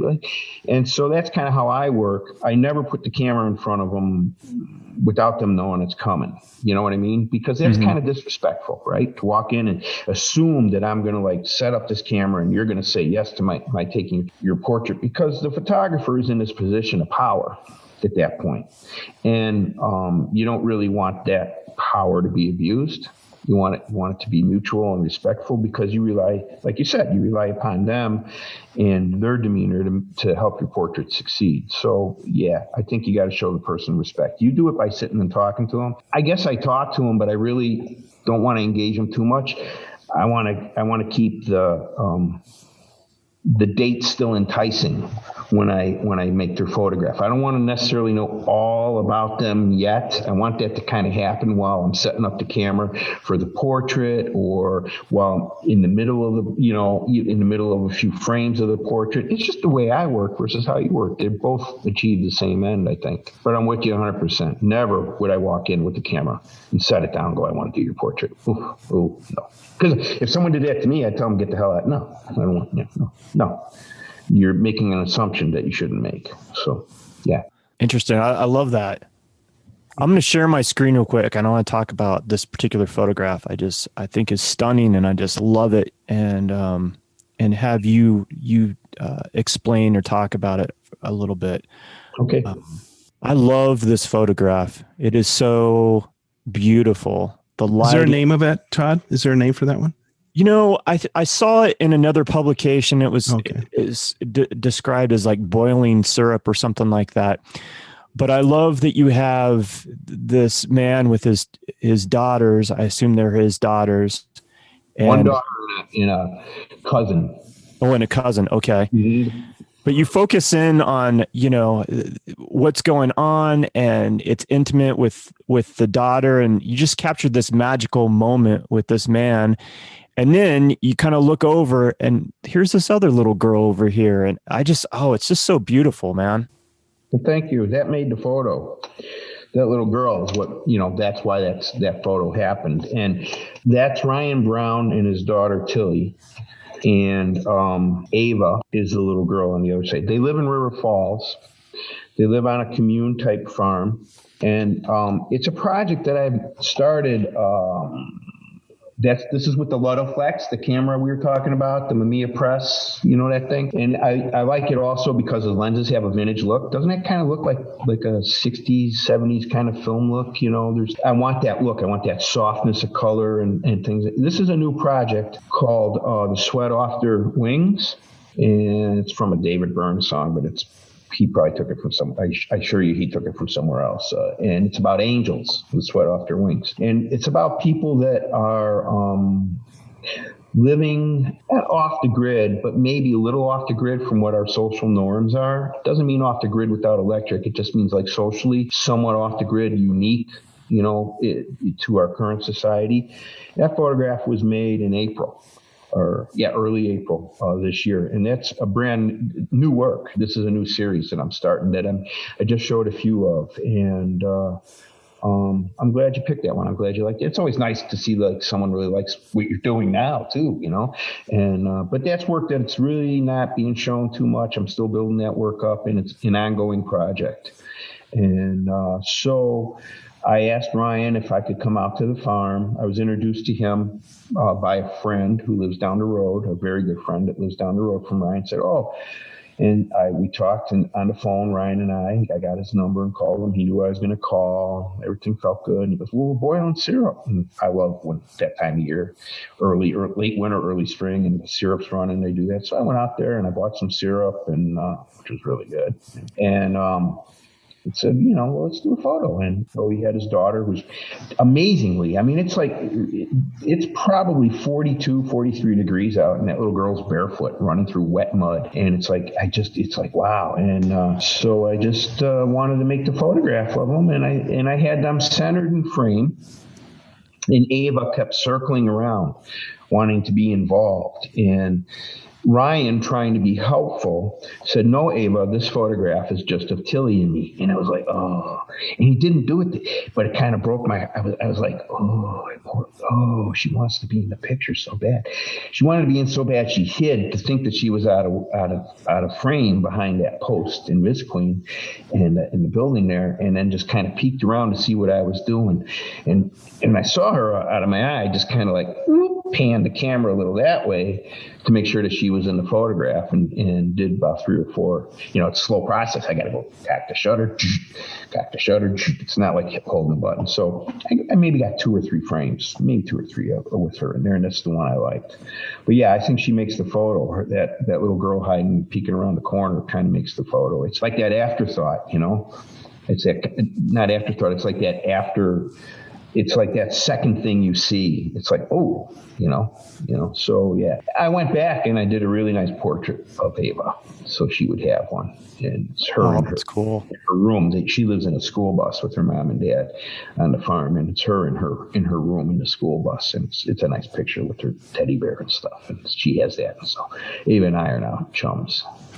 So that's an awesome story. I love this photograph. It's just magical. And you're right. It has that feel from a different time. It's timeless, which I always think. If someone told you this was 1930, except for the new type of pipe coming out of the maple vat, right? The blue pipe. If that was copper pipe and there wasn't that plastic tub, 2 things removed from this photograph, and you could say it was in 1930, and people would think, yeah, this is like 1930. And but all these folks in this project, and it's a hard project to get together because a lot of people who live socially off the grid don't want nothing to do with the photographer, right?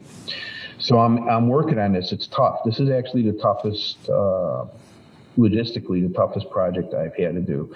The nice thing is that Ryan is really a good guy, the dad in here, and so he's got friends that are also living lifestyles like him around the country, and so he's now like, that's how it works, right? He'll introduce me to a few people, and then hopefully they'll introduce me to a few people, and then the project will eventually get done.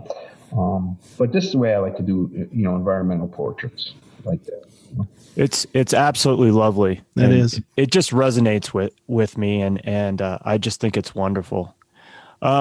There's another portrait that I really love too, and so some of these are obviously done just with available light, and then. Oh yeah, no. I'm one guy, man. There's no lights. Okay, no. And I was going to ask you about that, if you ever work with an assistant on some of these projects, or if it's all just your one-man show. I'm a one-man show because the second you bring that second person in, it changes the dynamic of a portrait. So I want it to be much more focused on just the interaction of the subject and I.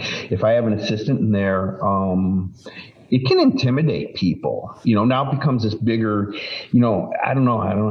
I think you understand as a photographer what I'm talking about. When you have an assistant or 2, and one assistant, if you have one assistant, that's never enough. You might as well have 2. If you have 2, you might as well have a coordinator. Now you got 3, so it just keeps adding up. And, but you just don't want those other people, there, because it's kind of an intimate little thing that happens, right? I mean, even though you're sharing the results with the world through a photograph, the getting of that photo, the making of that picture is kind of intimate, and that's what you want to share, that intimacy. If it's a good portrait, it looks like it was that way.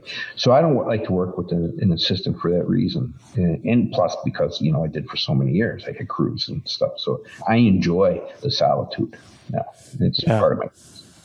I totally get that. I mean, it's nice to have an extra pair of hands if you want to do something like even more elaborate, but you lose that intimacy, like you said, and then it becomes a production, and then you lose that connection that you have with your subject. So I can totally respect that. Here's another portrait that I really love. I think this one is called Ken. Yeah, Russ. He's part of this series, but he wasn't. But he fits, right? So this was a photograph I just made a couple years ago when there was, just because I just made the photo, just because how could I not, right? But he now is in this series because he fits this thing.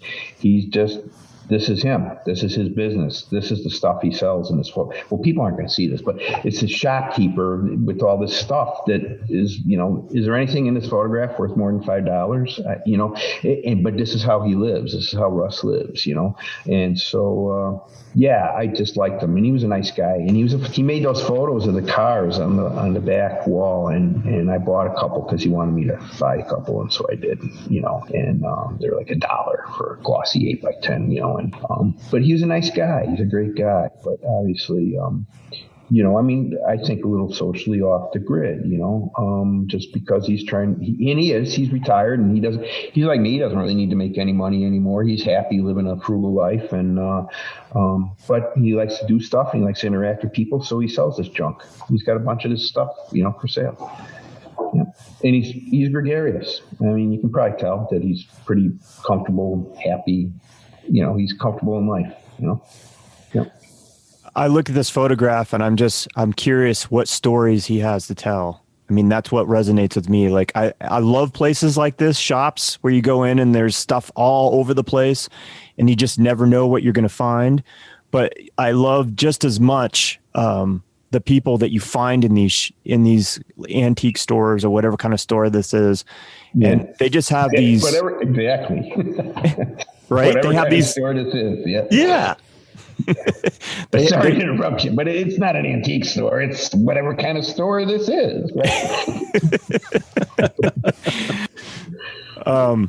Yeah, I mean, it's just it's fun, and it makes me want to know who this guy is, and I think that's the sure sign of a great photograph when you arrest the viewer and they want to stop and contemplate who this guy is and what he does for a living. Yeah, there's another photo in that. It's part of that series. It's Gus and Chance. They're forging spurs. Did you ever see that one at the Family Forge in South Dakota? Mm-mm. Gus and Chance. There's a good story for that picture we might want to talk about, and I'd like you guys to see it. I first photographed the dad in this photograph when he was the son's age, and he's in the Rancher book. And I then photographed the dad right after he got out of the Army with his newlywed wife, who was pregnant, holding a 1-year-old Gus. And there's another. So I photographed this man in this picture. He's in a book, and then he's in a series I did called Portraits of Ranchers. And as a young man just out of the Army with his new wife and new pregnant wife and his 1-year-old son. And then later, another 10 years went by, and I photographed him again with his son. So this is a photograph that has evolved over a period of from 1997, and I made this photograph, I think, in 2016. 16, yeah. So think, right? So it's been, it was a 20-year evolution to this photograph.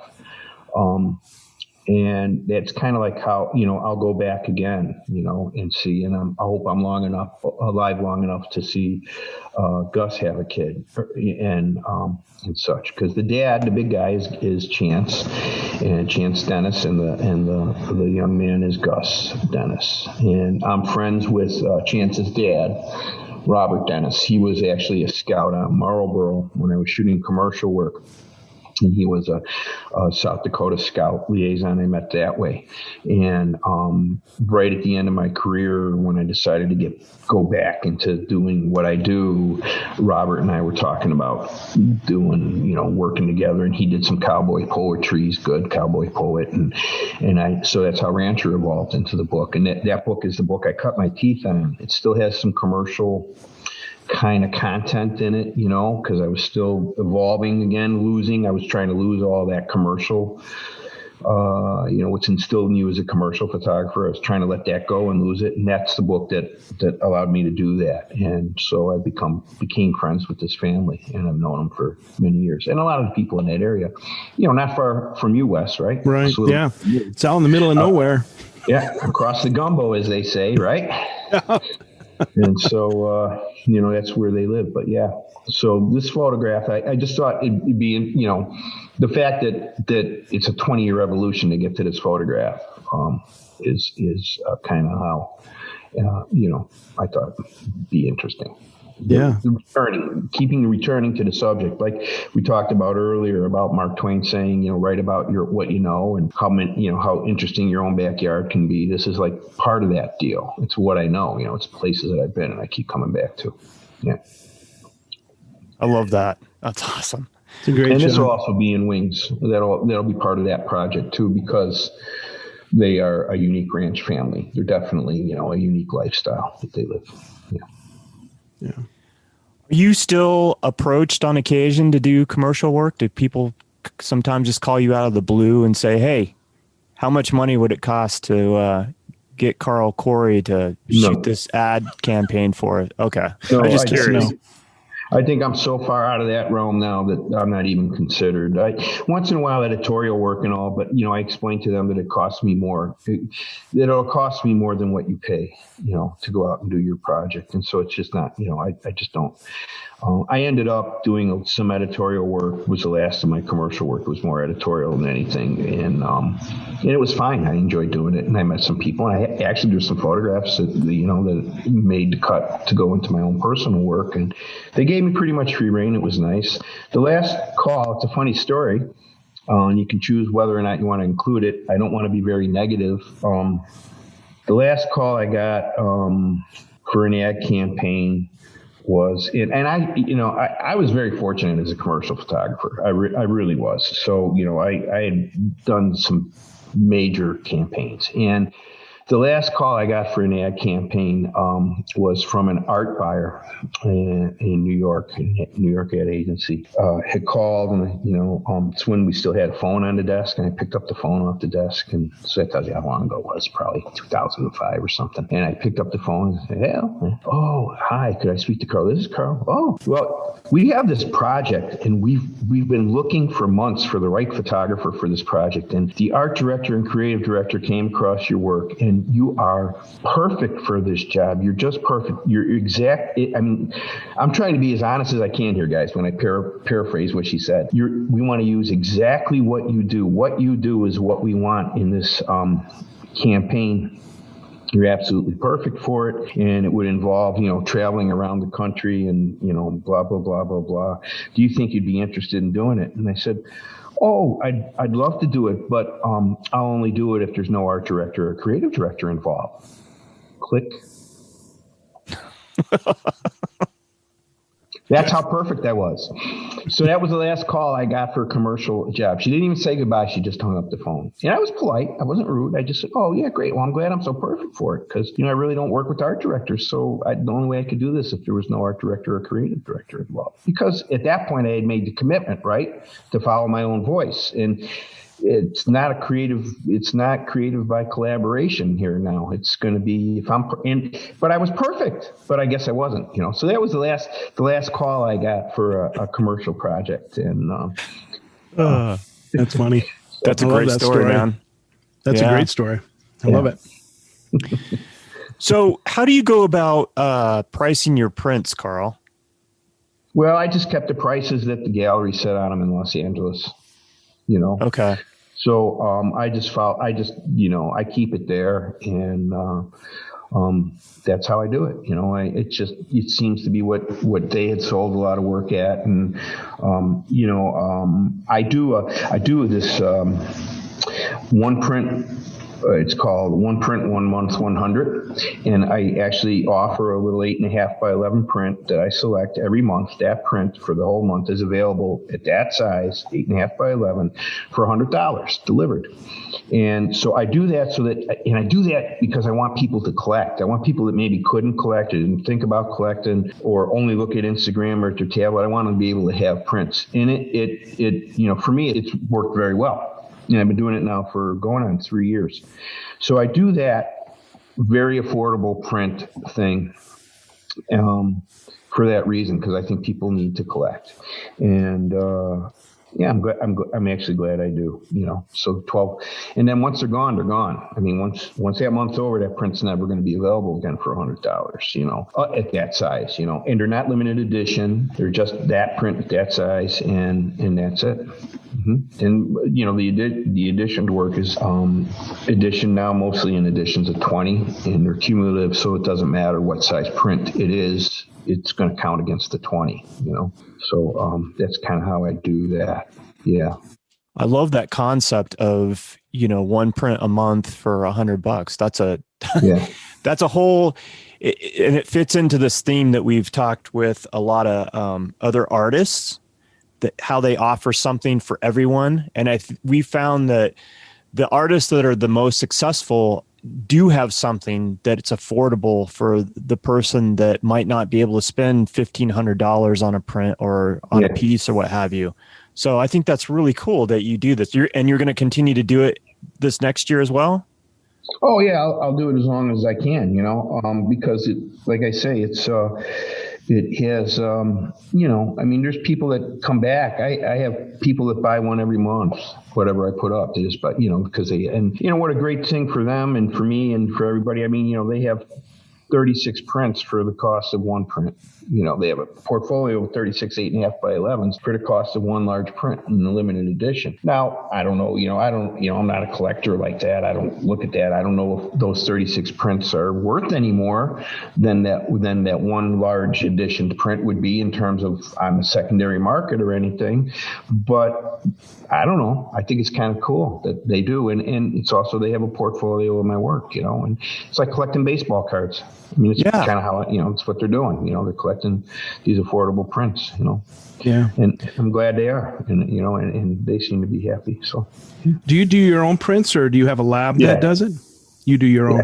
Yeah, no, I do.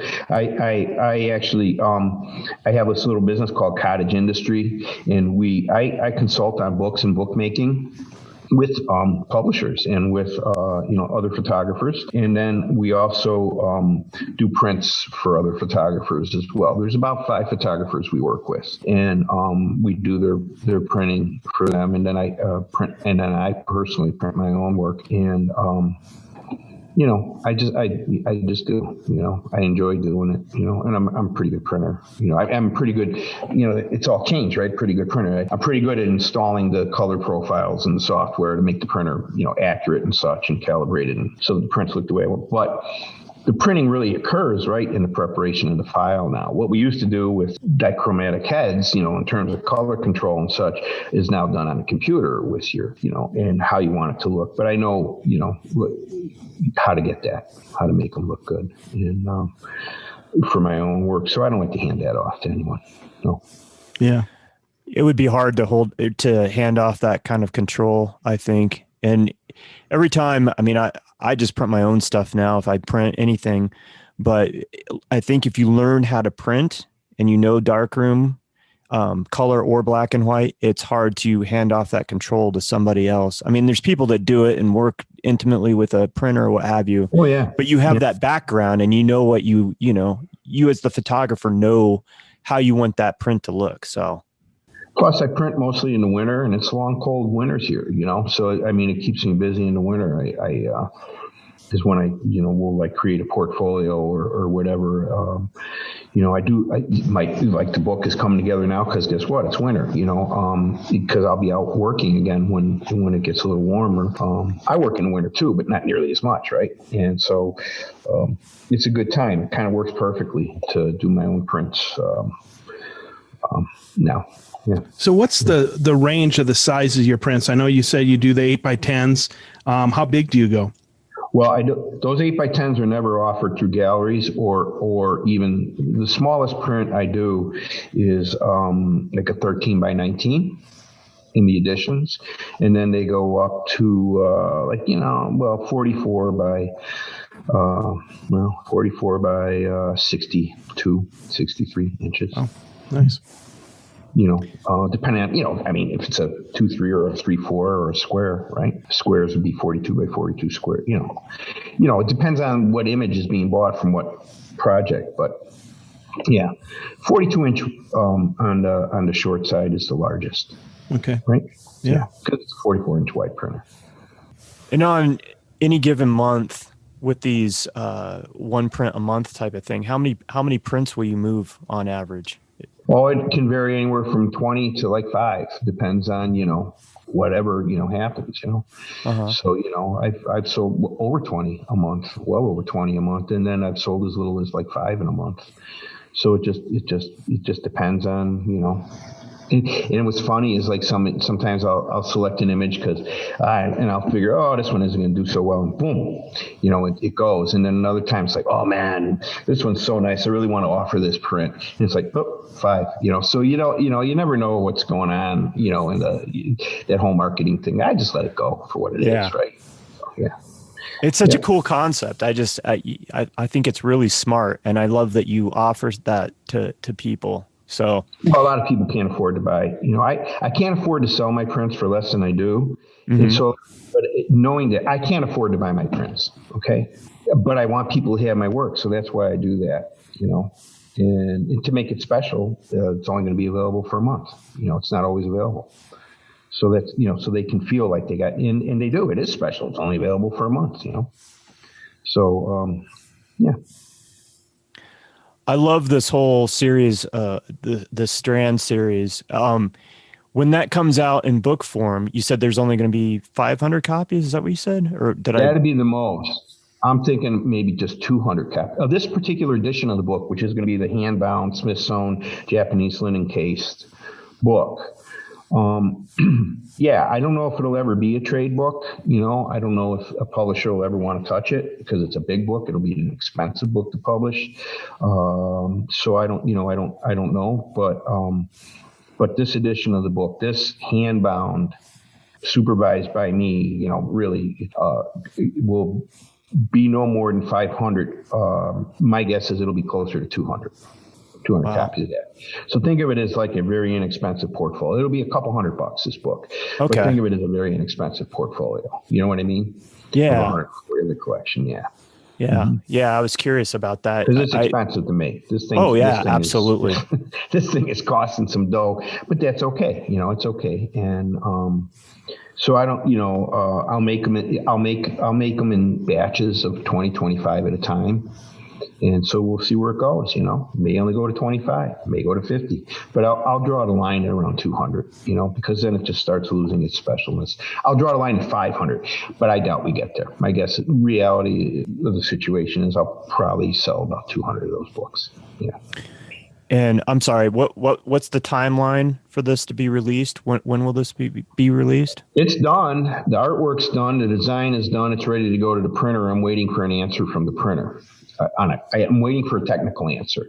I'm ready to release the files to the printer. I'm literally waiting for a technical answer, which I'll probably get tomorrow. And then it'll go to print. And then from that, it goes to, comes in. It'll take a month per batch. The first ones will be available in a month after I send the file out. Because it's a long time to Smith sew and hand bind. They're all being hand bound by this small, bindery, really good bindery, and that makes portfolio cases for me. They do a lot of work for me, so they take their time, and I respect that. So, if you're listening to this podcast and you're interested in picking up one of these books or any of Carl's work, I'm going to mention the website real quick. It's carlcorey.com. carlcorey.com. I want to talk about one more piece before we let you go, and I have a couple more questions. But this piece from the Strand, or that's where I found it in your different portfolios. But I love this, and I can't even explain why. But it's just beautiful. It really is striking. It almost reminds me of like when I was thinking about it, stream of consciousness, like almost like a Edward Hopper. Oh my God, I just thought of that. That is so funny. I was thinking the same thing. That is hilarious. Anytime you got a window at night, they think Edward Hopper. I guess, but I mean, Hopper Prize. You can win a Hopper Prize. I was thinking it was beer. I was hoping it was beer, Hopper, oh boy. But no, it wasn't. No, and hopefully you don't find that insulting, but I guess that's just where my brain went. No. Extract the people out of it. But I love the scene of this old storefront. And, at one point I can imagine like this thing being, vibrant, and there was, clothes or mannequins in the window or some kind of window dressing. And now it's this empty space in some, small town or wherever. But I love the light. I love the mood that you capture with it. And it really is just, I don't know. It's stunning. Well, thanks. You want to know my reason behind making this photograph? Yes. Yeah, absolutely. Well, of course, the first thing I saw was the gold and the blue, right? Color. Mm-hmm. And so it's like, oh, look at the color. And then I'm like, but is it a photo just because it's pretty? No, not necessarily. But then it's like, but it's that empty store window, and it says something, doesn't it? It says something about the Rust Belt. It says something about these communities. There's a light on, nothing. And then what made the photograph to me, and is very important, is the address that you see there. Because it says Huron, one of the Great Lakes. And so this photograph is I'm glad you picked this one. It's one of the ones that I feel is very much instrumental to the project, it says a lot without being demeaning. It's not ruin porn, right? It's not like this, look at it. It's actually kind of a somewhat attractive small town, normal small town, whatever. But there's a statement in it to me that made the photograph work, that there's nothing being offered. And the address is, 163 East Huron. And so it just, what can you say? There it is. It's a community on the Strand. It says something about a community on the Strand. And I just, that's handheld. Yeah, I think I was walking down the street with the camera at that point. I don't think I was on sticks. I don't think I was. No, that's handheld. I'm still pretty good, even at my age, at hand holding for like a half second or so. So nice. Yeah. I love the quality of the light. I love what the light is doing, and through the window, on the platform, inside the window, and then the light itself. It's magical, and you can definitely put yourself in that scene. I mean, I feel that, like, I can relate to that scene. Yeah, that's important. I'm glad you can, Wes. I have this philosophy about success, what makes a successful photograph, and I tell that to kids and to students and to anyone that'll listen. That I really feel that a good photograph is really all about the content. I mean, good photography is really all about the content. There's a lot of great photographs that are not so nice to look at. A lot of good photographs that are not so nice to look at.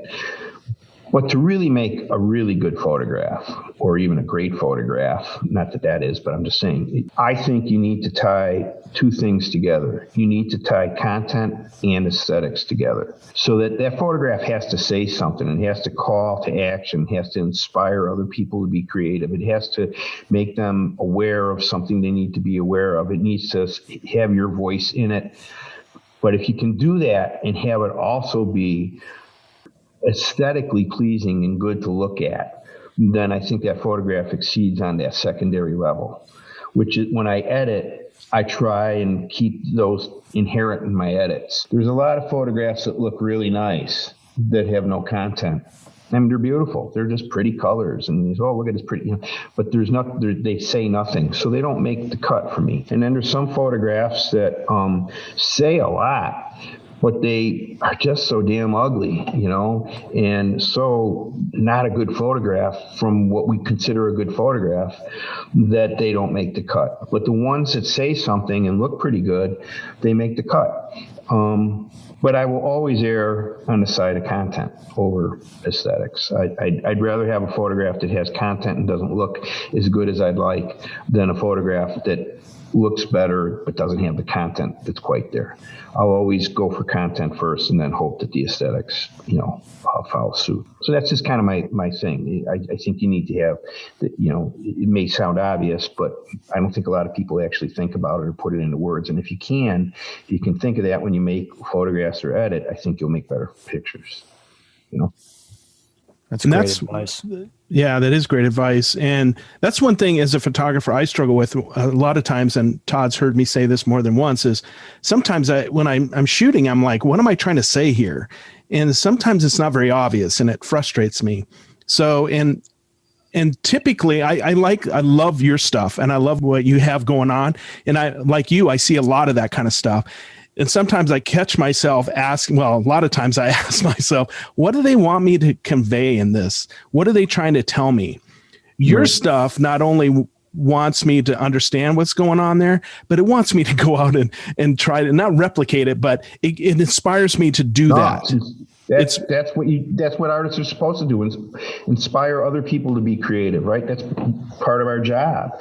It's not like we want to hold it all to ourselves. We want other people to go out there. That's how things evolve. That's how photographers, get better. That's how great photographers are made, by being inspired by other photographers. And so I think that's real important. I couldn't agree more with you on that. I think it's very important that's what work should do. It should call to action, whatever that action is. There should be some sort of a call to action on the part of the viewer, even if it's just reflection, even if it's just internal reflection. If they go away and they really think about it, that's an act. That they're doing the act of thinking.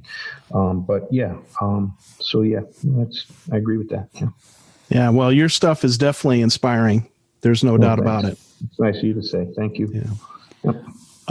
I love that. I love that there's, like I said in the beginning of this podcast, this episode, I can see that there's intention, and I love your use of negative space. I love how clean your photographs are. You don't let stuff muck up your photographs and get in the way. And then your description of that, I'm going to share one more photograph because I just thought about it that struck me, and maybe you can talk about it a bit, but this particular photograph here, I love as well. It's very interesting. I'm glad you do, because it kind of is my humor. That's kind of like, I have this little bit of, my favorite writer is Mark Twain, so that might tell you something. But I kind of like that little bit of reflective satire. I think that'll make that helps motivate people too. If they see this little bit of humor and satire and things, I think they'll think about them. I find this photo, strangely humorous in an American way. I don't know how to explain that other than that. It's like, the stag with a neon Budweiser thing placed across his horns, and two spin-to-win machines, electronic poker machines in front of really bad old yellow drapes. That's a Wisconsin tavern up in Door County, and then the acoustic tile with the water stains on it above. This is why I love this photograph. You could have easily cropped out the water stained ceiling, but yet part of the deal. It's part of the deal. And yeah, I immediately picked up on that. I'm like, I loved how he composed this photograph, and he included the stain on these ceiling tiles.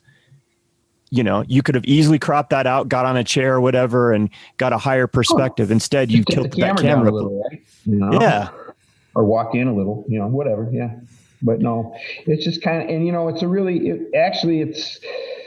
the place is pretty much like you see it, but a real nice place. Father and son were in there. It's usually how it is in a tavern. It's their family businesses. And I had a beer with them after I made the photo. Actually, there's probably beer. I probably bought a beer and then said, hey, can I make a photo? And made this photo and then talked. After I'm done with the photograph, I probably talked to them for a good 15, 20 minutes, half hour. I remember they also had a bathtub filled with wine corks in the bath. This is an old tavern. Like when taverns were taverns, when you'd be traveling, you'd stop at the tavern, you'd eat and have a drink and maybe sleep upstairs, get a room upstairs. This is that kind of place, but now, right? What they're like now. And so the bathroom actually had a bathtub in it, the bar's bathroom, and the bathtub was filled with wine corks, which I thought, they had this little sense of humor. And that's what this place was like, and no draft beer. I mean, they don't want any. They don't have the volume to have kegs of beer. All the beers in bottles or cans. Which is fine. It's great. It's fine. I'm not a beer snob. I like Pabst. So it was nice. I enjoy going to places like this. I would rather go here and sit down and have a beer and a Tombstone pizza than go to the Waldorf Astoria and have dinner. Just me. I would prefer this experience and like when I'm in New York, I know where to go to New York, where there's places like this, right? And my friends this is where we go. I mean, it's like we don't go to these fancy restaurants. We're not down in the Soho clubs. No, we're at the Sammy's Romanian Steakhouse on the Lower East Side, or the joints like this that like are real. Yeah. So, yeah. The mom and pop places, the hole in the wall places. I'm with you. I love this. I mean, when I look at this photograph, I can smell the old cigarette smoke and, and old beer, I love that, Yeah. Yeah. This is like childhood growing up, in Eastern South Dakota. This is where you ate, it's just like, that's Americana. I think you captured it in that photo. It's funny. It's great. Thanks. Yeah. That actually was the oldest photograph in the Strand, made before I included it in this project, because it was made before the project was ever a part of my mind, but it fits so well. And it's from Door County, obviously in Lake Michigan, part of the Strand, that I said, I should include this because it's very accurate about the communities up there. So I did. And there's a couple like that, but that was definitely the very earliest photo. That's the oldest photograph in the Strand. I probably made that photograph in 2012. I can tell, but I'm not going to look. But yeah, it's got to be 8-9 years old. Yeah. So that's awesome. Before I let you go, I do want to talk about one more thing. I want to talk about being a Guggenheim Fellow. How does that come about? Well, like I said earlier, I think I mentioned that I don't chase grants, and I don't. I don't really. I don't enter competitions, and I don't chase grants, and we could go on for hours about the competitions and the state of the snake eating its tail that's going on in the photo industry. The Guggenheim is kind of like, if you're going to go for one, you might as well go for one, right? And so I decided that I would apply for a Guggenheim, and I had no expectations of winning, but I thought, you can't win, unless you buy the ticket, right? And I went to their website, and I was so impressed with their website and the ease of understanding the application process. It was all right there. This is what you do this. This is what you do this. This is what you do this. I mean, it was so clear and so concise, and you could do it all online. And then you could submit to them, a small sampling. I actually forget how many, but you can submit to them an electronic portfolio. And then if that makes that cut, that first huge, 3,500 people apply in photography the year I applied.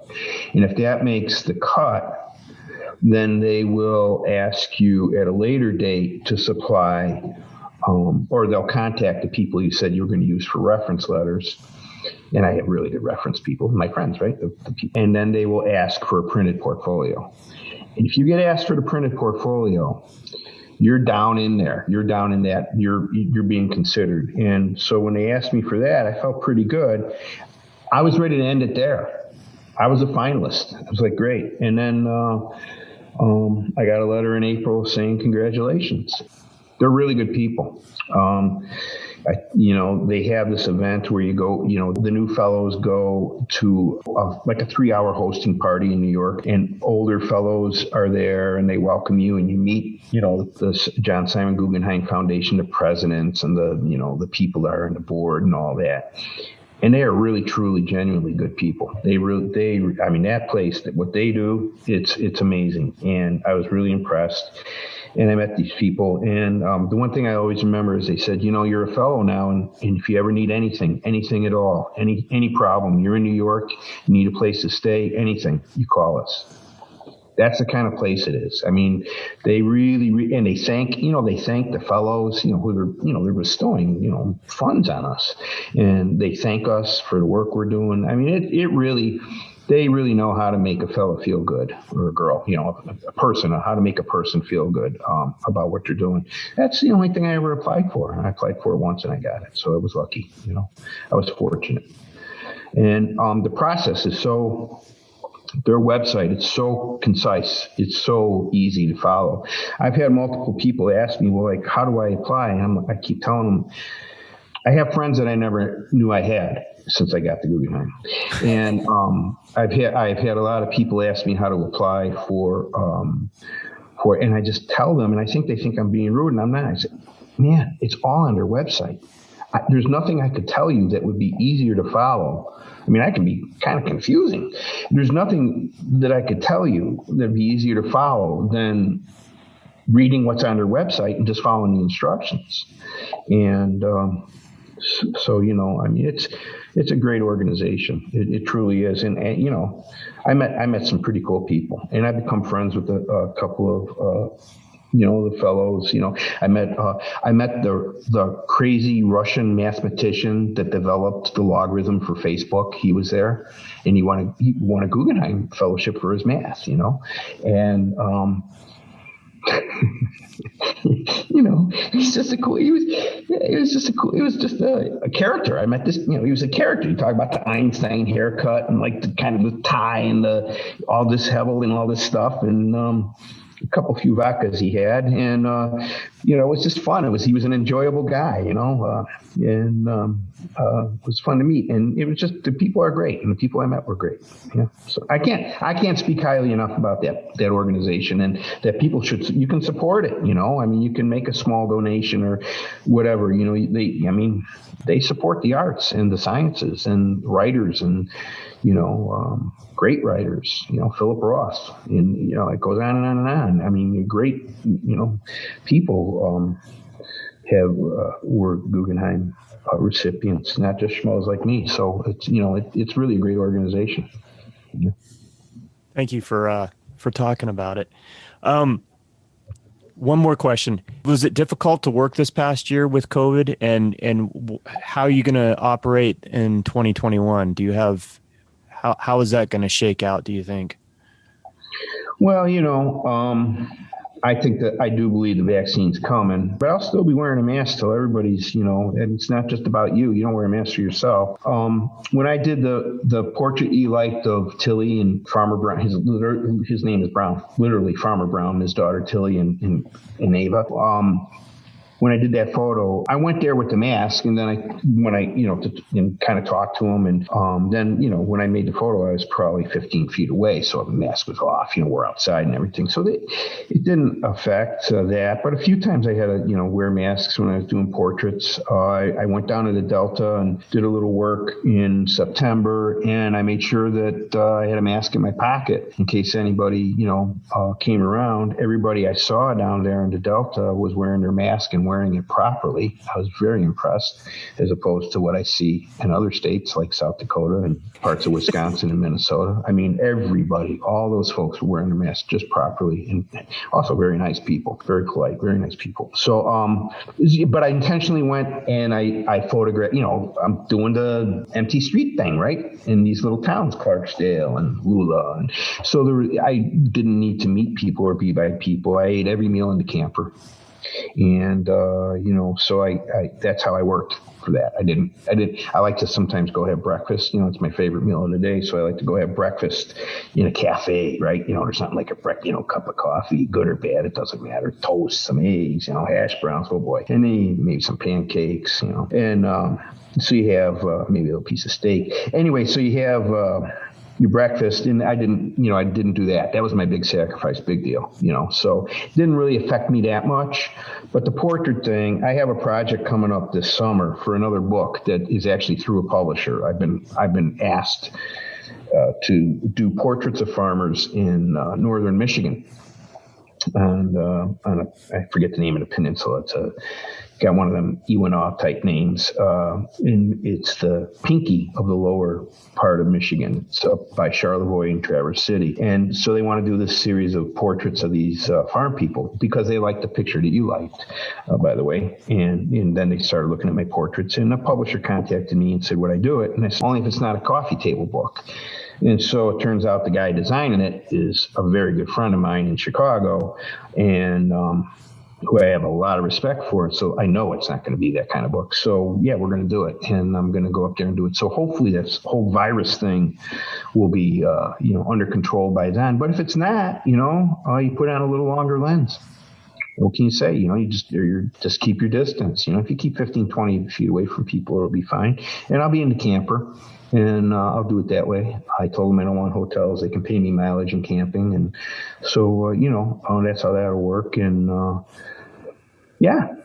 I don't know. And then I go down to the Delta in 22, April, and I'm doing this big portrait project of people that have spent their whole lives on the Delta. And by then it's got to be done because we're going to be in a room together. This is going to be, portraits like in studio. So I think we'll have it under control then. I live rurally. I didn't make a big. I was saying something that a friend of mine yesterday. We were having a cigar in 6 feet apart. We were having a cigar and talking, and I said, I haven't really made any. I don't really feel. He goes, no. He says, I'm working from home. He's a software salesman guy for a large software company, and he says, no, I'm working from home and I kind of like it. He goes, I'm liking the change. He says, maybe this will be how I'll always do it from now on. He's at a position where you could say that he wants to do it like that. And it was like, we really don't feel a big change in what we've experienced as kind of these semi-rural type people with the COVID. So I don't know. I don't know what the future brings. Hell, the thing's mutating. For all we know, it's going to grow legs and, bite you in the ass. We don't know. Right. Right? And if it does, it'll happen in South Dakota for sure. Yeah. So, yeah. But no, I'm not making any, I'm real cognizant of other people. And, but for me, it hasn't changed much. Oh, man. Thanks, guys. Oh, it's been an absolute pleasure. And I can't thank you enough for allowing us to talk to you. It was really nice that when I reached out to you, you got right back to me, and time is precious, and I really appreciate your willingness to spend a couple hours, or actually closer to 3, it looks like now, with Wes and I, and talk. We're the only ones that are going to hear this. No one's going to spend 3 hours listening to this. But it was fun. It was nice to get to know you guys too. Yeah. So it's very nice. Yeah. So I'm going to go to Tenet and look at at your stuff. And both of you can email me through, Carl@carlcorey.com is my email. Email me and send me your addresses, and I'll send you guys a little thank you something. Thank you. Appreciate that. Thank you. Yeah, that's awesome. Carl's website again is carlcorey.com. Look for his new book, The Strand. Is that the full title, The Strand? Yeah, The Strand, a cultural topography of the Great Lakes, but it's just going to say The Strand on the cover. Yeah. Yep. Yeah. Look for that book. And if you want an original Carl Corey print, check out his one print a month for $100 on his website, and check out his work for sure, because it'll blow your mind. It's so fantastic. I can't say that enough. Thanks. Carl, yeah, thank you. You know what? Sometime in the future, I know that we caught you at a good time in the middle of winter and everything, but I would love to, as you work on some of these other projects, I'd love to have you on again sometime, and in the future we can talk about some. No, it's easy. You guys projects. Are friends now. You guys are both real nice men. I appreciate it. Thank you. Thank you. And like I say, be sure you email me. I like email because then it's like written in front of me. You know what I mean? I don't like to talk on the phone. This is much easier when I can see you. I don't like talking when you can't see someone because you can't see their reactions. I don't know. It's just weird to me. I never liked the phone much. And so yes, email me your addresses, and I just want to send you guys something as a little thank you for spending the time. All right. All right. And you, God bless you in South Dakota, for Christ's sake. When you go to Colorado, you need to head southwest a little bit from there. Yeah. Yeah, for sure. Pick up a bag of gummy bears for me. Okay. All right. All right. All right, guys. Thanks. Thanks again to Carl Corey. For the Tenet Podcast, I'm Todd Pearson. And I'm Wes Brown. Have a happy new year. Kuchte Bach.